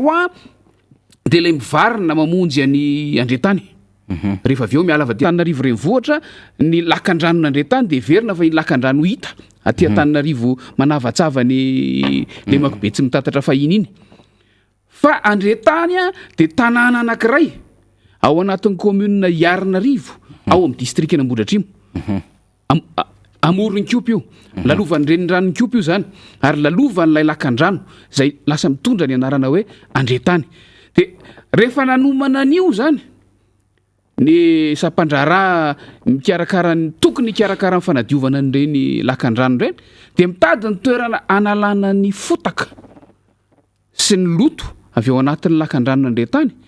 hanariana azy mba ahafahana manokatra azy de nisy an'ireny le lavaka be avy nakana rano-tany nanaovana lalana tety Sterou sy ny sisa ireny tany de ireny no nieritreretina hoe anatobiana ny fotaka mivoaka avy ao io nisy fifampirarahana teo amin'ny commune zay dia ataoko amin'ny teny frantsay unilatéralement nanana nanova ny fifampirararana tamin'ireo vahoaka sy tamin'ny commune tany atoerana ny tompony andraikitra le tetikasa de lasa miitsoka nanova lasa hoe raha ohatra ka ataontsika hoe 2 hektara ny faritra de lasa niotra lavitra noho izay no nitadiavin'ny mpanatateraka ny tetikasa lasa lany andro miady amin'olo ary hoajariana no eritreretina tao eo amboniny rehefa avy eo lano misy zany adihevitra zany fanira zafa manatany zany roa taona zany raha nanatanteraka ny asa araka ny tokony ho izy fitondram-panjakana tokony efa nisava mihoatra lavitra noho izao iny lakan-drano manary ny rano avy aty Antananarivo renivohitra ny rano maloto indrindrandrindra zay mivarina fa tsy amin'izay asa tokony atao andavanandro mba hahafahana nisoroka nyreny olana sy fahavoazana ary voina izay mitranga isaky ny fotoam-pahavaratra eto reny any ka lasa hoe iry maory le rano raha ohatra ny andry orantsika nandritry ny volana oktobra novambra desambra de nitaraintsika ny amin'ny hoe maina ny tany sy ny sisa rehefa tonga ny orana lasa iry maory le izy fa isika olombelona isika tompona andraikitra isika manampaizana manokana amin'io ny tokony ifehany zany mba tsy ho lasa olana le izy ny fanazavana momba de le mbola fahamarony lay vahoaka zany apetratsika ihany zay zany ny amin'ny hoe miomana le mpitondra fanjakana satria efa an'le fanjakana daholo manko na ny Antananarivo ny aménagement territoire afaka manao an'izany sy mamety olo-kevitra amin'izay famoronana canal zay afaka miaraka mijery amin'izay ny eo anivon'ny travaux publics afaka mijery an'izany rehetrarehetra zany ihany fatory an'le tompona andraikitra mihitsiny fa azo atao na ny manodidina an'izay Antananarivo tarika zay fampotehana ho an'ny tanàna zay fa hiverenantsika député Mambrabendrina ny amin'ny hoe ahoana nanaovana zany anreto traboina reto satria tena marobe izy raha ny hitantsika amin'ny sary izao ny kianjan'ny tafo mamasina ary rano vaovao fantatsika de fa manarivony ihany koa ny ao anatiny zany toerana misy ny kianja amin'ny tafon'ny mamasina izany akoron-drano lay nalefatsika teo raha azo averina kelingena le anankiray zay minazoko verany mamasina zany le hitantsika amin'ny sary zao zany hoe tena hiboka an'izay ahafahana namoaka an'izay hoe nisy an'izay favoazana zay atao amin'ny kianjan'ny tafo mamasina fa ny tokony fantatry ny tompona ndraiky tsy Bendrina de hoe aiza no ametrahana amin'ireo trabonareo amin'izao fotoana izao de indraindray tsika mieritreritra ny amin'ny hoe fa inona moa no olan'ny fitondram-panjakana amin'izany resaka lojistika ametrahana an'izy ireo zany satria le fitondram-panjakana manana fahefana eo an-tanany le fitondram-panjakana afaka manao réquisition eo an-tanany ka tsy hoe tsy maintsy ny trano tsekoly tsika zao de nahafantatra tsara député Mambrabendrina fa ny CTC teny ny EPP somandrakizay zay verina fa manara-penitra no navadika CTC satria telo moa zany ny CTC amin'izao fotoana zao na ny centre de traitement ny Covid-19 dia Alarby somandrakizay village voire de ny CTC teny somandrakizay zany na le EPP no navadika ho CTC de nitranga lefa le tao anatin'le orana de ny onaona no nitotofana de nananganana misy EPP manara-penitra ao de navadika CTC tonga ny rano be nanomboka tamin'ny latsinainy iny dia feny rano de dia zay miantona aloha zany ny mpianatra amin'le EPP somandrakizay fa ohatra zany ka tsy maintsy hoe réquisitionné foana zany amin'le EPP sy le CEG na le lycée zany le fitondran'le mpianatra satria raha mijery an'izao calendrier an'le oran'izao tsika zany député Mambrabendrina de ho sahirana amin'le fodina lay mpianatra any lay tsy mpianatra moa zany fa lay olona zany zay manana ny trano zay any amin'le faritra zay na dibo-drano azy satria tena mbola manalina ny dibo-drano na ny trabona ho an'ny eto Antananarivo zany de zay ny antony mahatonga antsika amin'ny teny manao hoe raha ohatra ka misy vahaolany foana azo eritreretina ny mpianatra tokony hianatra amin'ny vanim-potoana tokony ianarana mba tsy ho lava lay fotoana tsy ianaran'ny mpianatra na any amin'ny tsy miankiny na any amin'ny fanjakana indrindraindrindra fa tokony azo azaina koa no hoe mandeha lavidavitra isika satria tsaroantsika tsara député Mambrabendrina rehefa natanjaka be ny resaka Covid-19 tamin'ny heritaona de nisy nanaovana réquisition na nanaovana hôpitaly reo hôtely samihafa manodidina na Antananarivo renivohitra na tato anatina Antananarivo renivohitra député Mambrabendrina de zay zany lay zavatra tolo-kevitra arositsika ny fitondram-panjakana hoe afaka manao réquisition am'ireo toerana sy ireo orinasa zay nanao fanotorana tany reo ny fitondram-panjakana. Maro be reo orinasa reo ary manana angara sy entrepôt tsara reo, ary raha reo no recenseny eo anivon'ny fitondram-panjakana hoe izavo mo reo vahiny zay manana orinasa zay nanao an'ireo fanotorana tany zay tompona ndraiky zao situation am'izao fotoan'izao niaraka tamin'le fitondram-panjakana zay signataire n'lay permis na remblé, de veritsika hoe zay ny andraikitra tokony raisiny zany. De aiza daholo reo orinasa reo, orinasa X, orinasa Y, orinasa Z, orinasa L, M, N sy ny sisa sy reo karana rivorevoatra zao. De mivaly mba makany vahoaka zany. Misy manana hôtely amin'izy ireo, hôtely lehibe. Maninona zany tsy réquisitionnen'ny fanjakana fa maninona atsetsina ao am'le kianja mitafo ao daholy. Na efa manarivony ary, na efa misy aretina na tsy ampy ary ny rivotra, na efa mitarika zavatra hafa ara de mbola atsetsina ao am'zany toerana zany avokoa. De le fanjakana mianahana ho amin'ny hoe tsy manantsika toerana andraisana an'ireo fa 18 sita ihany ny zakaka le olana de avy amin'ny alala ny reto fanotofana tany reto zay orinasa lehibe, mpandraraha lehibe zay amin'ny akabeny rabe indrina hoe mba ajerevo ary saika manodidididina eny am'le fokotany zay misy an'le trabona misy an'izy ireo afaka ampidirina an'izy ireo, misy andraikitra azo raisin'izy ireo any amin'ny tandrifin'izy ireo. Manana hôtely ny akamaroany reo zakana tokony ahetsiky le fanjakana fa tsy tokony ravoravo tanana izy de hoe ny EPP, ny CEG, ny lycée efa fantatra zany kanefa ho aiza indray le fianaran'le ankizy raha ohatra ka tsy maintsy iverina an-tsekoly amin'ny herinandro ambony satria raha fantatsika de hoe niantona tao anatin'ny 2 andro le fianarana zany zao. Ka raha tsy maintsy iverina ka rehefa ritra ny rano de miverina any amin'ny tranony fa tsy maintsy misy koa fepetra ahafahany miverina any amin'ny tranony ny amin'ny fitandrona amin'izany endriky mety ho fikaran'ny rano zany satria ao araty mivanim-potoana amin'ny fahavaratra sy fisian'ny rivodositsika.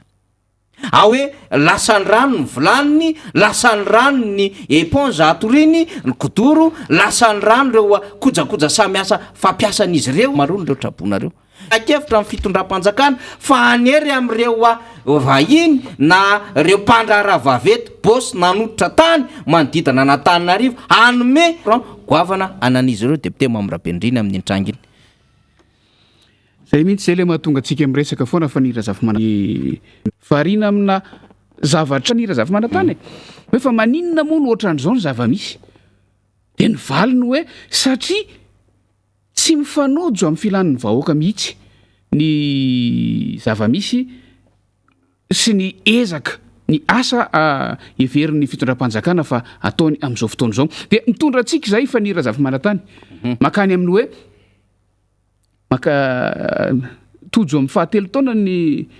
nandraisany fitondram-panjakana nandraisan'ny mpitondra aizany zava-misy aiza hoaizany vahoaka malagasy, aiza hoaizany firenena malagasy mety ho avin'ny vahoaka malagasy. Raha ohatra ka zay no ataontsika hoe tondro zotra zay fomba ny tondro io manko zany le andrasan'ny rehetra ambo sisa député Mamorabendrina ka iny efa manomboka misavoritaka manko le vely rano miseho amin'ny endriny samihafa, miseho amin'ny tena endriny rano le izy na rano tsy tonga teny amin'ny isam-batan'olona na rano zay miakatra zay mahatonga an'le tondra-drano am'izao fotoana izao. Zay zany zavatra miseho fa miseho koa le izy am'le endriny le hoe tsy fahaizana nandinika sy ny tsinjolavitra sy le fanana bonina n'le vahoaka mba androtsabato azy ireo. Zay zany le tena fitaka mihitsy ao anatin'ilay fampanantenana ara-pividianana. Rehefa tena mandinika mankony satria vao malinomalina isy raha aman-dreny resaka tamiko de hoe ity nge le manifestor faniry le nentin'ny Filomary Karavalymanana de ity le velo rano 320 de lazaina fa hoe efa nan'ilay programme IEM tena hoe angamba le tratra n'le lelamay ve le vahoaka malagasy tao anatin'ilay taona 2024 sa le doublon na hery loatra tao anatin'izany adevitra zany député Mamorabendrina fa raha ohatra ka le manifesto na piarina sy tonga teo amin'izay fitondrany zay Madagasikara efa mba afaka nigainy zavatra maro Madagasikara na de teo ary zany Covid-19 satria io foana manko le ala olona amin'ny fitondram-panjakana hoe ka nisy Covid-19 anie de ity indray zany zao raha ohatra ka lay fanambarana ny teo anivon'ny ministera omalitra rehetra ka raha ohatra zany miala indray le covid de inona indray ara no hanaovadrany ao arinan'le tondra-drano ray zany de inona indray no anliana an'lay covid-19 efa tamy 2020 no niditra zao tsika 2022 roa taona ave zany de bloqué am'le covid-19 daholo ny économie rehetra roa taona ave zany de tsy manana vaolana misy tsy efa mba tena mba hoe efa mba nanana anton-javatra hafa mihitsy le fitondram-panjakana afaka ny adivana am'le tontolo ara-toekarena sy nampiainga nanaovana vokatra zany covid-19 zany satria tsaroantsika tsara teo anelanelan'izay roa taona zay depute Mambrabendrina nisin'le covid-19 de nandeha inga ny vagy voalohany de vagy zany kinanjo tonga indray ny vagy faharoa de tao arinany vagy faharoa iny efa foana tanteraka le état d'urgence sanitaire na EUS de zao zany lance sanitaire ny raisiny de zao ndray zany tsika tsy samy teny le fitondram-panjakana efa troisième vague ane zao hoe fa mandeha ihany le asa de moeraoera izy stady pavé CSB resaka brokel patra ozy depute Mambrabendrina eny anivona tsy gouvernorara fa eny anivon'ny faritra eny hoana anarany tena matetika manao amin'ny lalam-pandrena ty vavondrom-paritra ampanao an'izany zany de zay le tenentsika teo anelanelan'ireo any nisy fotoana malalaka afaka niasany dikan'izay tena tsy mahay mifiara-toekarena misy le fito loi de finance depute Mambrabendrina ny teo anivo ministera ny toekarena sy ny fitantanam-bola de hoe ho tratra lay 3,1 saiko aloha natratra izy na sy tratra tamin'ny taona 1,24 sy le hoe hiezaka anatratra n'lay 500 tsika aty amin'ny 22,24 nefa tsika malala tsara fa nitotona aty amin'ny latsaky ny 700 ny taux de croissance à Madagasikara na zany endrin'izay fotsiny ary na ny indicateur ahitana n'io zava-misy io hoe raha le voaka malagasy ngamba tsisy ambaniny mahantra zany dikan'izay efa fahafatesany zany ka raha mitentsika zany am'le hoe omaly le teritaona depute Mambrabendrina de ozytsika hoe tsy manana noty ambary tika hoe tokony la isa firy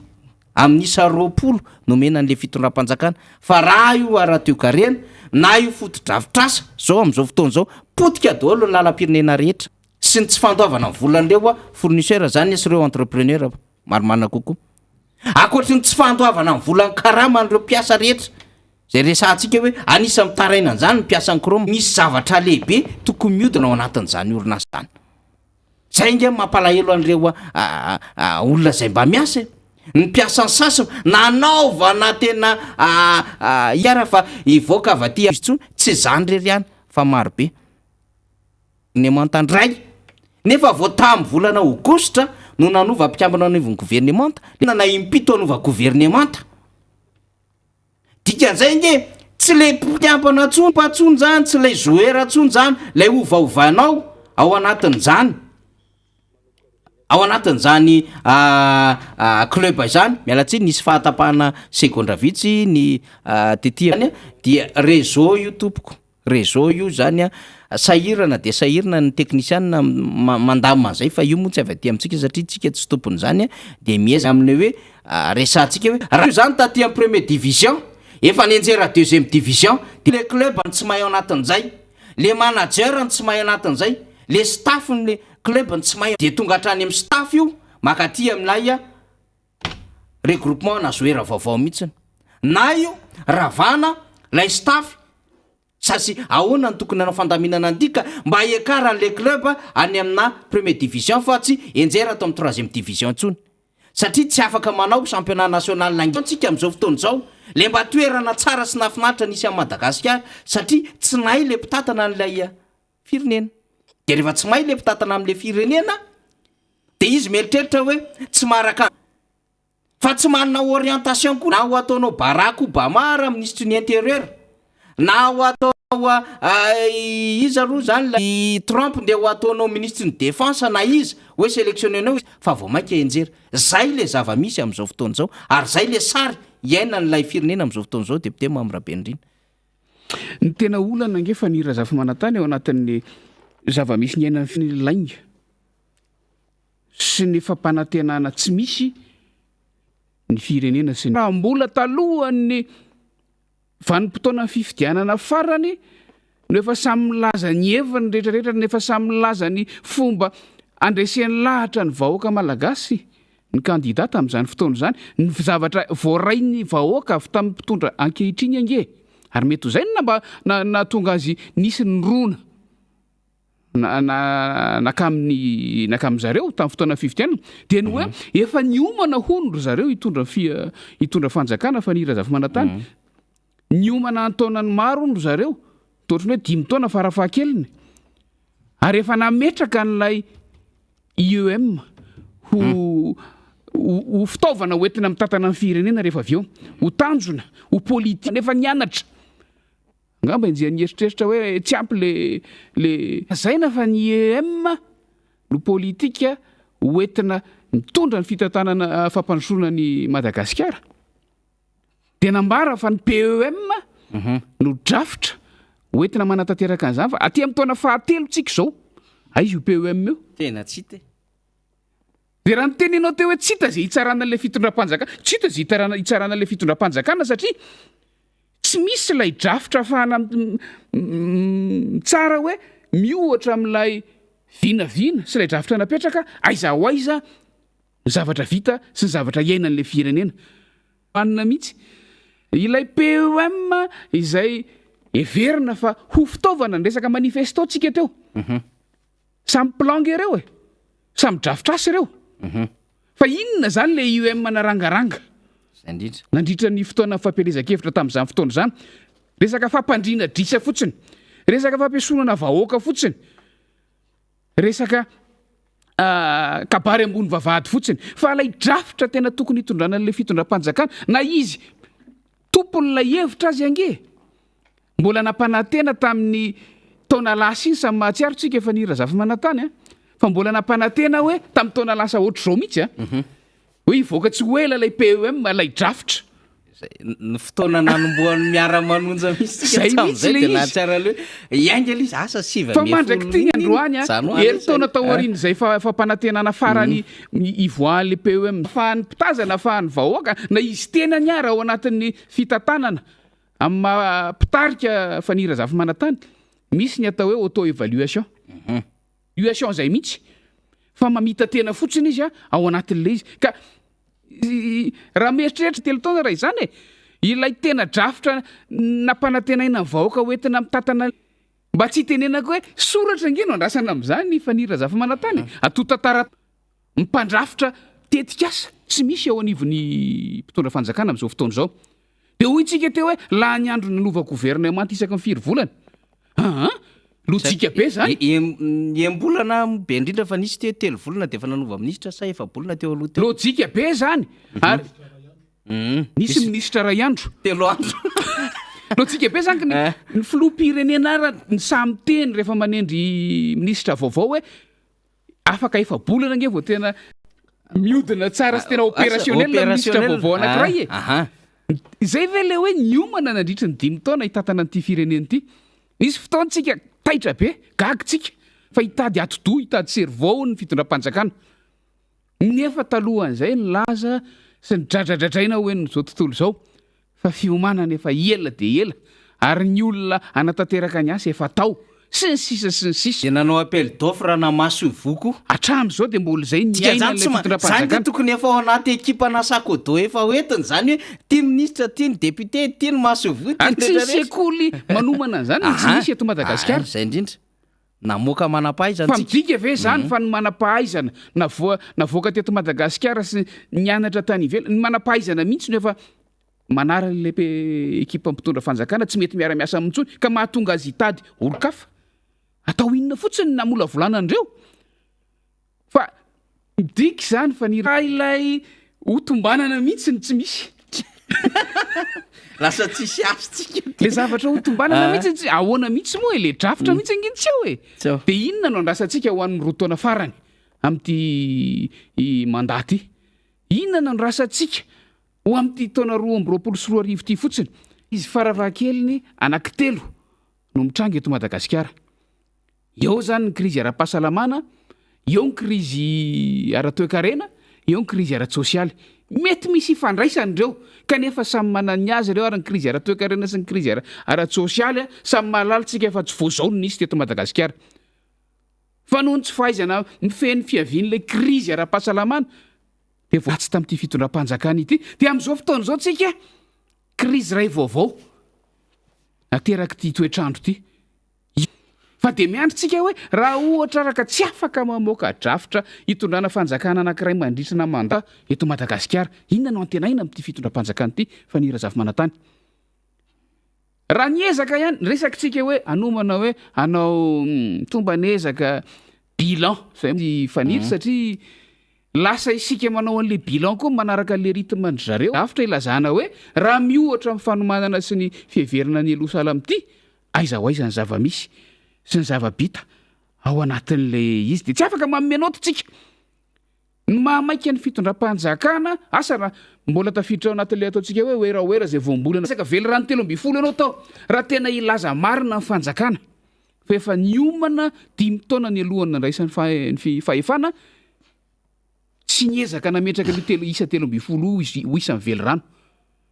fa tokony oatra lavitra noho io satria zay ny ilainy vaoka fa enjehana fotsiny le taremarika efa ny Razafy Manantany ohatry ny ankizy milalao mialatsiny enjanange 2 volana farafahelany alohan'ny fifidianana ny voany ianao nefa ny andro mbola zay foana no izahana voaka isaky miresaka ny isa 3 sy ny ilay loko anankiray iny de ahoana mihitsy moa no ahafahantsika milaza hoe misy zavatra azo mihetsikio mialatsy tsy hitako zay fiteny malagasy scandale sur scandale ny ainana ao anatin'le ekipa nylaza ianao teo hoe ny mpitarika le ekipa no mila manana ny toetra ilaina mba ahafahana mitarika azy fa inona tsony le scandale manamiresaka azy raha mahamenatra fa samy mahalalitsika rehetrarehetra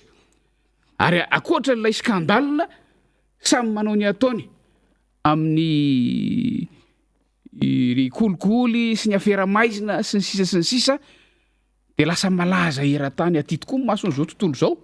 hoe fa nahoana raha misy an'izany arenakibony tany betsaka volamena mivoaka tsisy faran'izany amin'ny Madagasikara kanefa zao ny zava-misy voandroany maraina any nahita ny fampitahana ny sandam-bola komorianina sy ny sandam-bola malagasy fanalavitra be mihitsy miohatra amin'ny sandam-bola Europeanina nefa isika no mizesta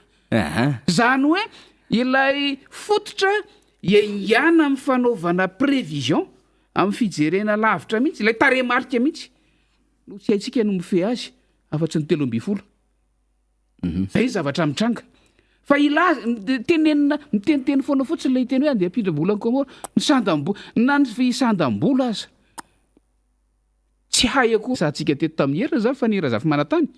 tao anatin'izay 2 taona sy 3 taona faran'izay niezaka namoaka ny avy tao amin'iny stat tamin'ny herinandro lasa iny zay ndresahantsika sy fakafaka itsika teto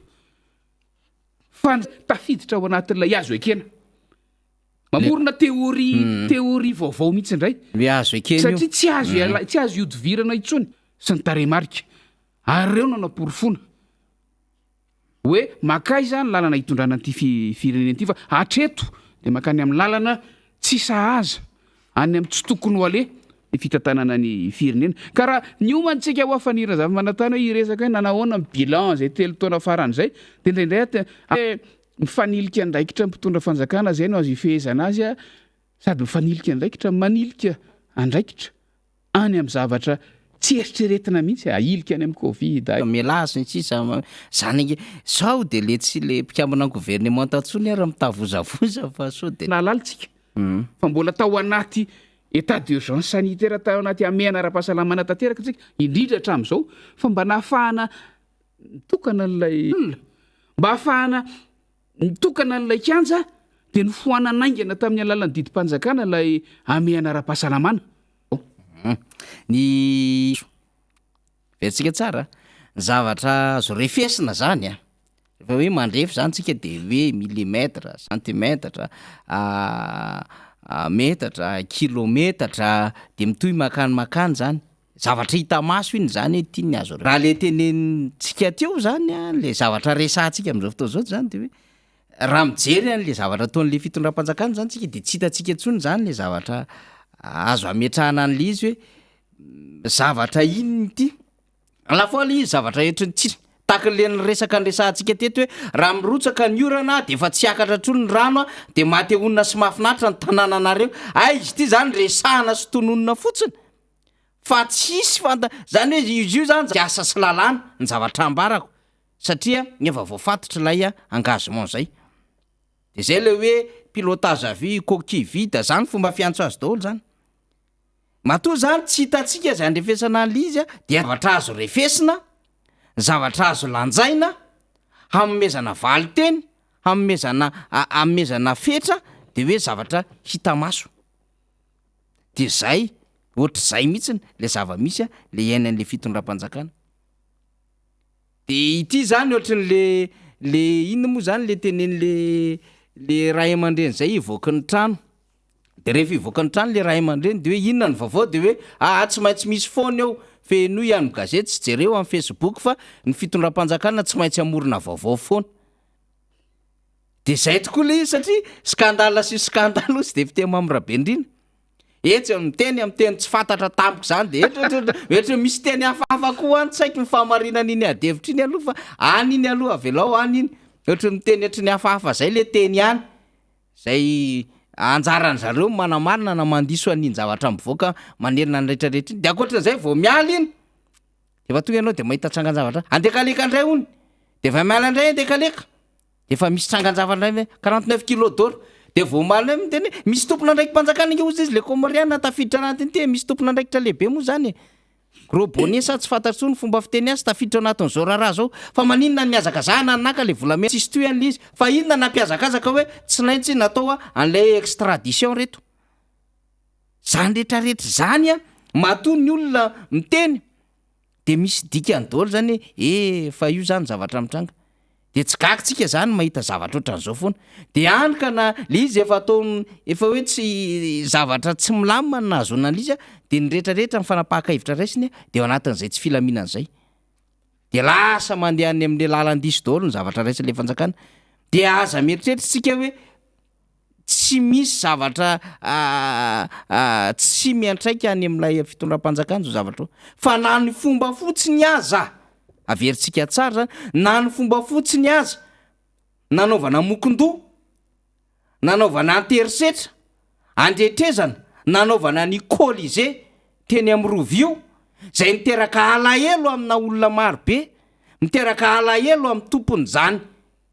tena hoe fiandrianana sy ny tompony zany sotoaviny zany sy ho an'ny malagasy ray manontolo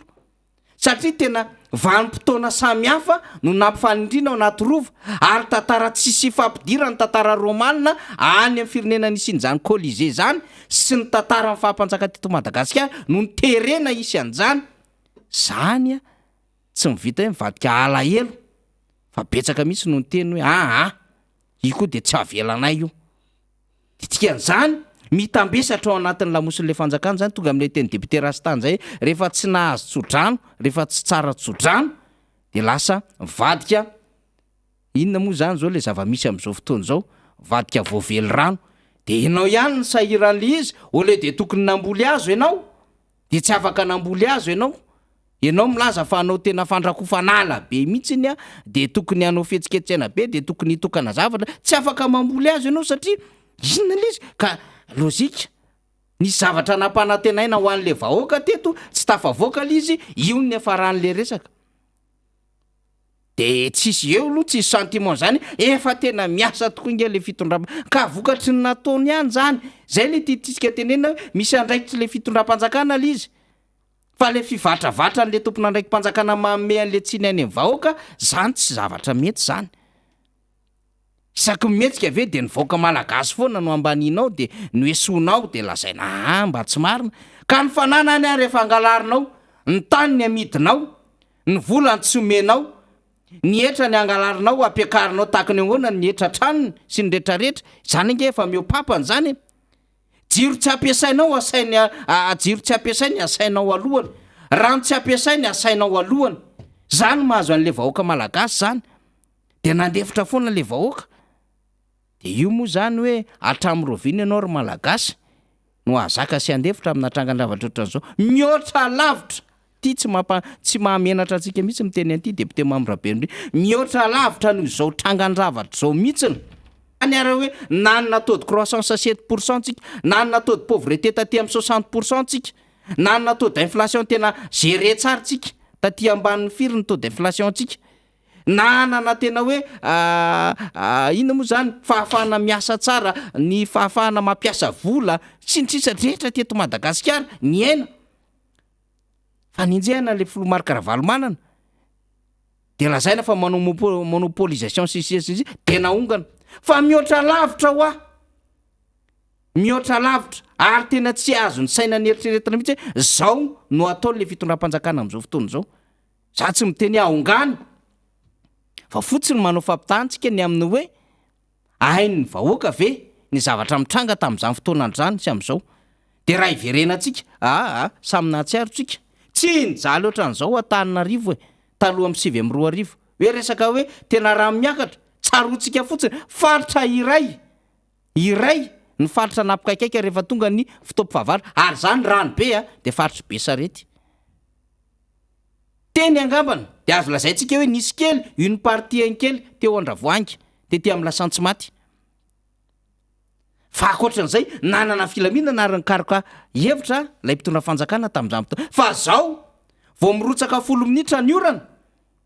de Antananarivo rehetra dibo-drano daholo de lazaina indray zany fa le vahoaka ny diso tsy mahay manary fa de lefa lehibe ny tanàna miresaka tamin'izany fotoanan'izany le firotsaka hoe raha tsy voaroko amin'ny fako de eto aty amiko fa zany tompon'andraikitra de iza foana ara zany hatramin'ny ohatrany ahoana zany ny vahoaka ny tompon'andraikitra de hatramin'ny ohatrany ahoana ny azo lazaina fa lay tompon'andraiki-pahefana lay be ny tanàna ny tompon'andraikitra sy lay tompon'andraikitra zay efa manana an'le fifehezana izy za moa adevitra mbola misoka zany fa teo moa député Mamirabe indrintsika miresaka an'le bilan 3 ans an'le fitondram-panjakana de tsy hitantsika ali satria tena zavatra inona moa zany ohatrany zavatra savombona maniditsidina le izy de any ary zay koa indicateur entina ilazana amin'le hoe tsy mandeha araka ny tokony izy tsony le fanjakana tsy samiary le fitondram-panjakana olona ray na roa na telo député fetra ny tenina nohatran'izao hoe tsy mihoatra an'reto tanako reto izy sisa mipiaro an'le fitondram-panjakana fa olona ray na roa na telo sisa mipiaro an'le fitondram-panjakana indicateur zany entina ilazana fa misy tsy fahombiazana le fitondram-panjakana ka ahoana kosa ny erovan'ny olona zavatra efa tsy mandeha amin'ny zeloniko izy ve ndeha mato teny eo nanoanana rehefa sasany zay tsy misy miditra amin'izany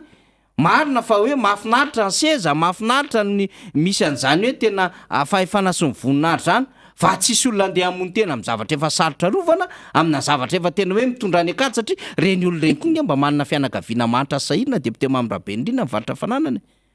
zay angamba no hitondrantsika amin'izay adevitra zay fa tsy mety vita mihitsy moa lay loha hevitra ray fa raha tsy vitantsika androany de ataontsika manaraka député Mamirabe indrina fa tehiteny fotsiny tsika hoe misy zavatra tena mahazo marary an'le mpiasa amin'ny Chrome efa hatrany amin'ny Desambra 2024 hatramin'izao mbola mitady foana ny amin'le hoe tsy mikarama tsy mandray karama misy karama kely nraisina taminay mivola tsy fantatro hoe izavo nahazo an'izany fa tena mitarainy ireo mpiasa ireo manambady amanjanaka ireo mpiasa ireo ary everina fa mba manana ny fitiavany an'le orinasa ireo mpiasa ireo fa hatramin'ity mandraky ny androany tena sahirana izy ireo ary zany zavatra moa de etsika ihany mba hitaritana ny sain'le hoe misy fananana eto Madagasikara na io le kromita na io le volamena ny betsika satria manana amin'izany périmètre zany amiko ny orinasa kroma zay tokony apiditra volabe kanefa samy tsisy mpiasa avokoa any amin'izany toerana zany fa mbola mandeha satria ny permis rehetrarehetra tao anatin'izany député Mamirabe indrina dia permis zay efa nanany Chrome partenaire ary manana an'le périmètre fa tsy fantatsika iza no mitrandraka azy amin'izao fotoana zao makaiza ny volamena ao amin'izao fotoana zao de mampametra-panontaniana lay resahany fitondram-panjakana hoe misy efa manodidididina any amin'ny 2 taona any mikasahany saisana voaka sy ny sisa akoatry ny efa ny voaka ahoana zany rehetrarehetra ahoana no avy ny orinasa io tsy hoe ny zavatra trandrahana ny tsy misy ary tsy hoe ny mpiasa ny tsy misy ary tsy hoe ny fitaovana ny tsy maharaka an'izany fa misy zany rehetrarehetra zany ary raha miresaka rosiana tsika efa tany amin'ny 7 tany no niala n'le rosiana lailay nampiasa vola tao amin'izany orinasa zany de nampanantena ny tompon'andraikitra samihafa ary ny solo ny tale général ny solo ny tompon'andraikitra au niveau ministère fa ho aloha ny karamo isitraka an'izany foana mpiasa fa hatramin'izao de tsy miaina an'izany reo mpiasa reo de zay nanaovantsika fanamareny mba hajerevy any fa misy olombelona ao misy vola mpanjakana mba niainga tao nisy marobe nahazo tombontsoa tao tany am'izany tsangana an'izany kroma sy nametrahana an'izany tany amin'ny fotoana maro mba hoe isy zavatra isongadina ho an'le firenena tao fa aza atao tantely afajakitra eny na my perimetra ny volamena zay ananany zany orinasy zany a any amin'iny faritra avaratry ny nosy iny ary raha misy mitrandraka le izy izavy ireo mitrandraka ireo am'izao fotoana izao ary raha misy vola miditra le izy maninona ny tsy alony ka raha mampiasa zany anaovantsika fanamariana zany satria mba mametraka ihantsika ny amin'ny hoe mba minofo sy raha mamelombady amanjanaka mampianajanaka ary mba meritreritra fa mba hanina avenira tsara amin'ny asany ny mpiasan'izany orinasa zany kanefa de ohatrany hoe tsisy dika mihitsy ny am'izao fotoana izao a de anaovantsika zay fanairan'izay depute Mamirabenireny zay mihitsy fanira zavy manantany ny agna mba raha mety ny amaranako kely ny fandraisana anjarandreo de fa mpitana afatra avy any aminay ihany afatra maka amin'ny tompona ndraikitry ny jirama ty resahantsika isan'andro isaky ny misy fotoana ahafahana miaona ty olana eo amin'ny fomba fiasany jirama ity fa misy ka anankiray ty tonga eto ampelantanako a zaraiko eto ary anaovana antso eto rehefa tsy andray telefônina ny jirama satria misy quartier anankiray eny Ambohidratrimo a tapaka ny jiro tamin'ny asabotsy tolakandro rehefa tsy miverina ny jiro mandra-pahatonga ny alady maraina de niantso ny fanaovana fitarainana ny mponina le call center ny filaza azy de nilaza ny tao fa karakaraina avy hatrany ary namme code dossier numéro-na dossier zay ngamba le filaza azy raha tsy diso zay le fomba fiasan'ny jirama omeko eto le numéro le dossier 116 25 85 de tonga tokoa mpiasan'ny jirama avy aony alahady atoandro nijery ny zava-misy fa inona ny nataony nalainy daholo ndray ny câble efa nisy tao de lasany ihany mandraky tia ny androany zay am'izao ora itenenako zao ny tsy fantatro fa ora talohany direko teto amin'ny nandraisako ny micro teto amin'ny studio teto a mbola tsy miverina ny jiro amin'ny quartier io ary nanomboka alatsinainy rehefa atsona ny call center de tsisy mandray zay mahatonga hoe rehefa tsy handray ianareo de resako eto 116 25 85 nanomboka sabotsy mandra-pahatonga androany maraina tsy misy jiro quartier io ary raha tonga teny ny jirama de vao mainka raha naka ny zavatra nisy taony nataony tokony manazava izy raha misy sazy mitranga amin'io quartier io na am'zay mpanjifa ao tokony manazava izy raha misy olana tokony mandray telefônina fa zany nametrahana ny call center fa tsy mienahena fotsiny a ny mpanjifa nge mandovoly averiko foana fa raha ara-barotra ny resaka jirama ary ny resahako teto foana ny resaka hoe efa ny mpanjifa manao ny asan'ny jirama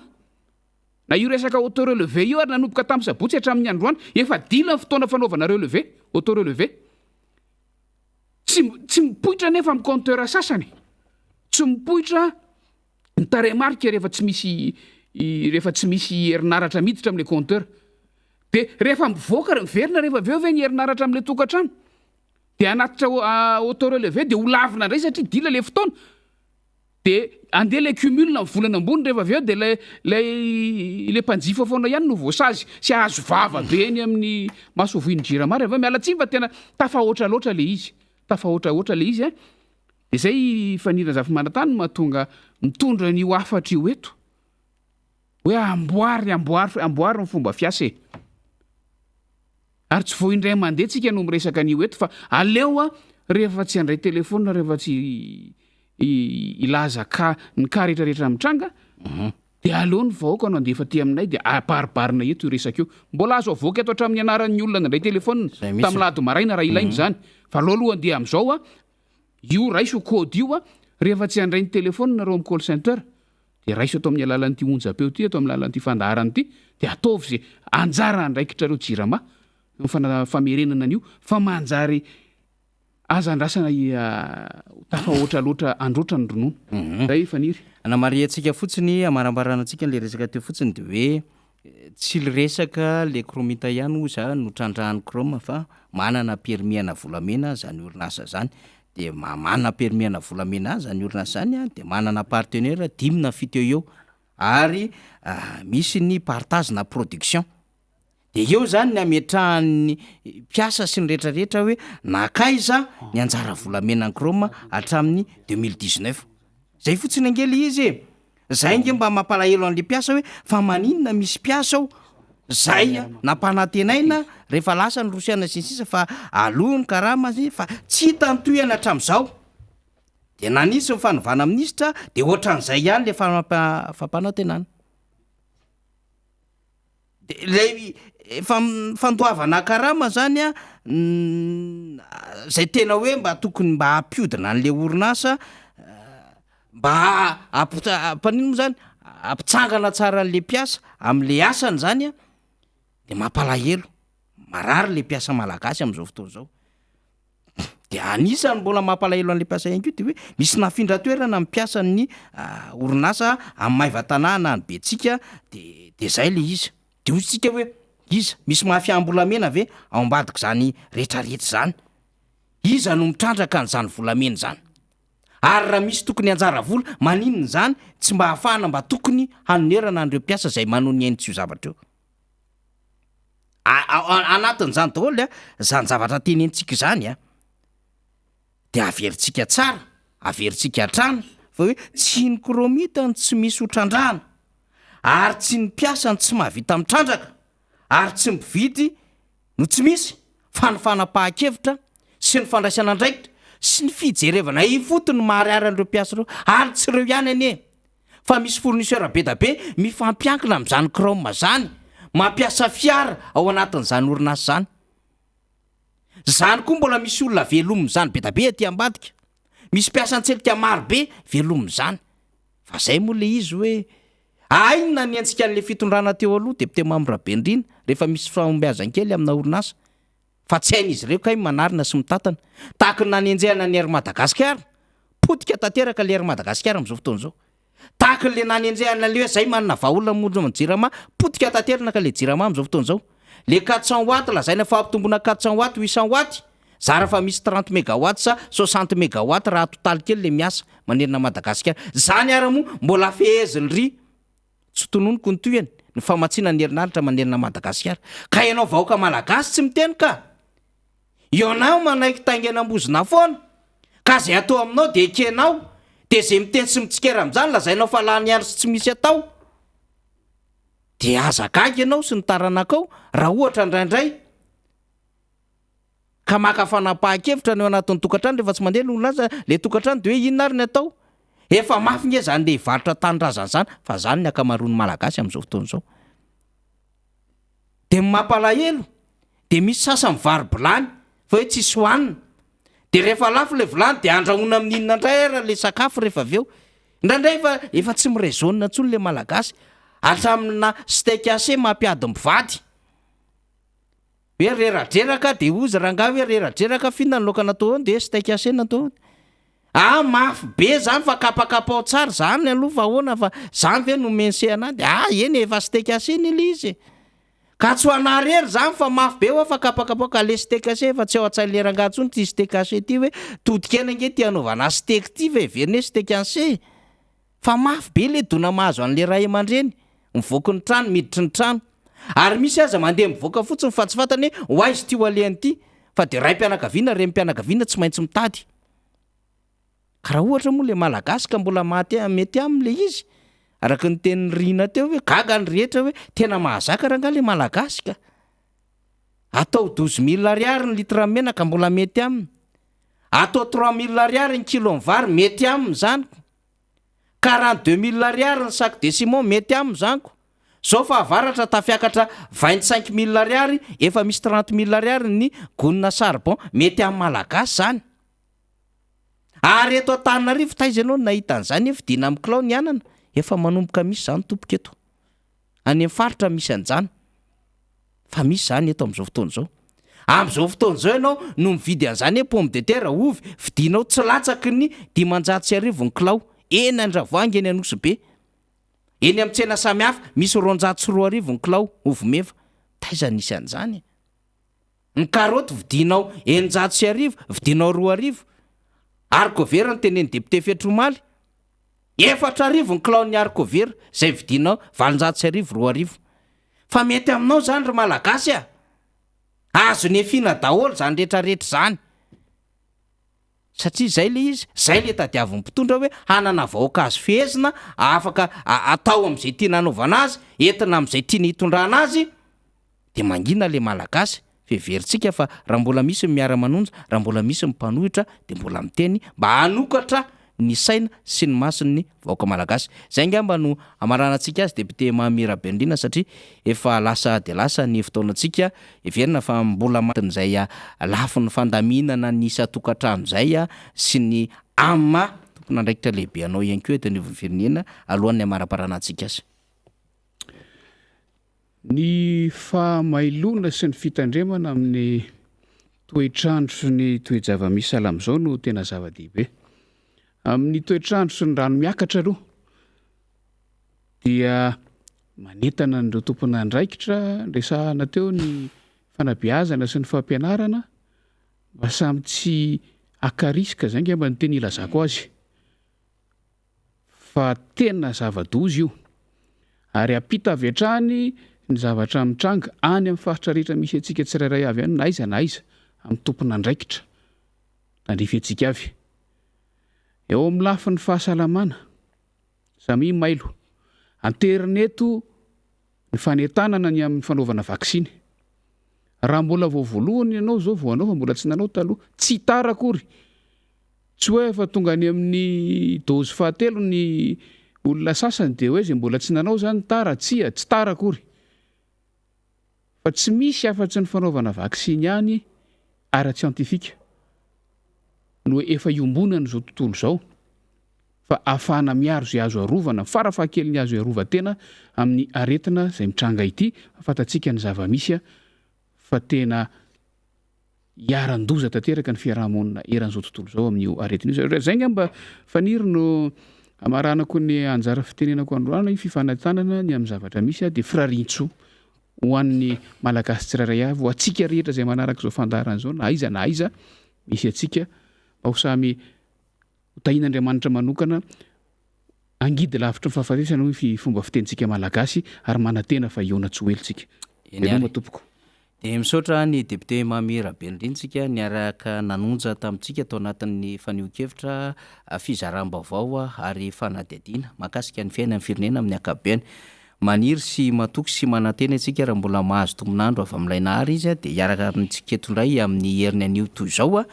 ho an'ny rapitsy kosa dia solombavam-bahoaka hafa ary adevitra hafa indray no entintsika ao anatin'ny fandarina miara-manonja ary dia mbola hiverina zany fa hitondra zay mety ho herintsika ny fiainan'ny firenena ho an'ny fampandrosoana ao anatin'ny fiainan'ny firenena ho antsika nitondra fanamariana ny MBS mahajanga ny hoe tapatapaka sy izay mety ho fandraisantsika ratsiratsy dia hoentina ny amin'ny namana teknisiana reny fanamariana marobe avy any amintsika reny satria de hitanay tokoa izy ireny dia ho atolotra ny namana teknisiana mba ahafahany mijery sy mandrindra ny lafin'ny fifandraisana amintsika zany de manome fotoana ho an'ny rapitso indray ny tena Soirina Rabemananjara ary solombavam-bahoaka hafa tokolasy tokovavy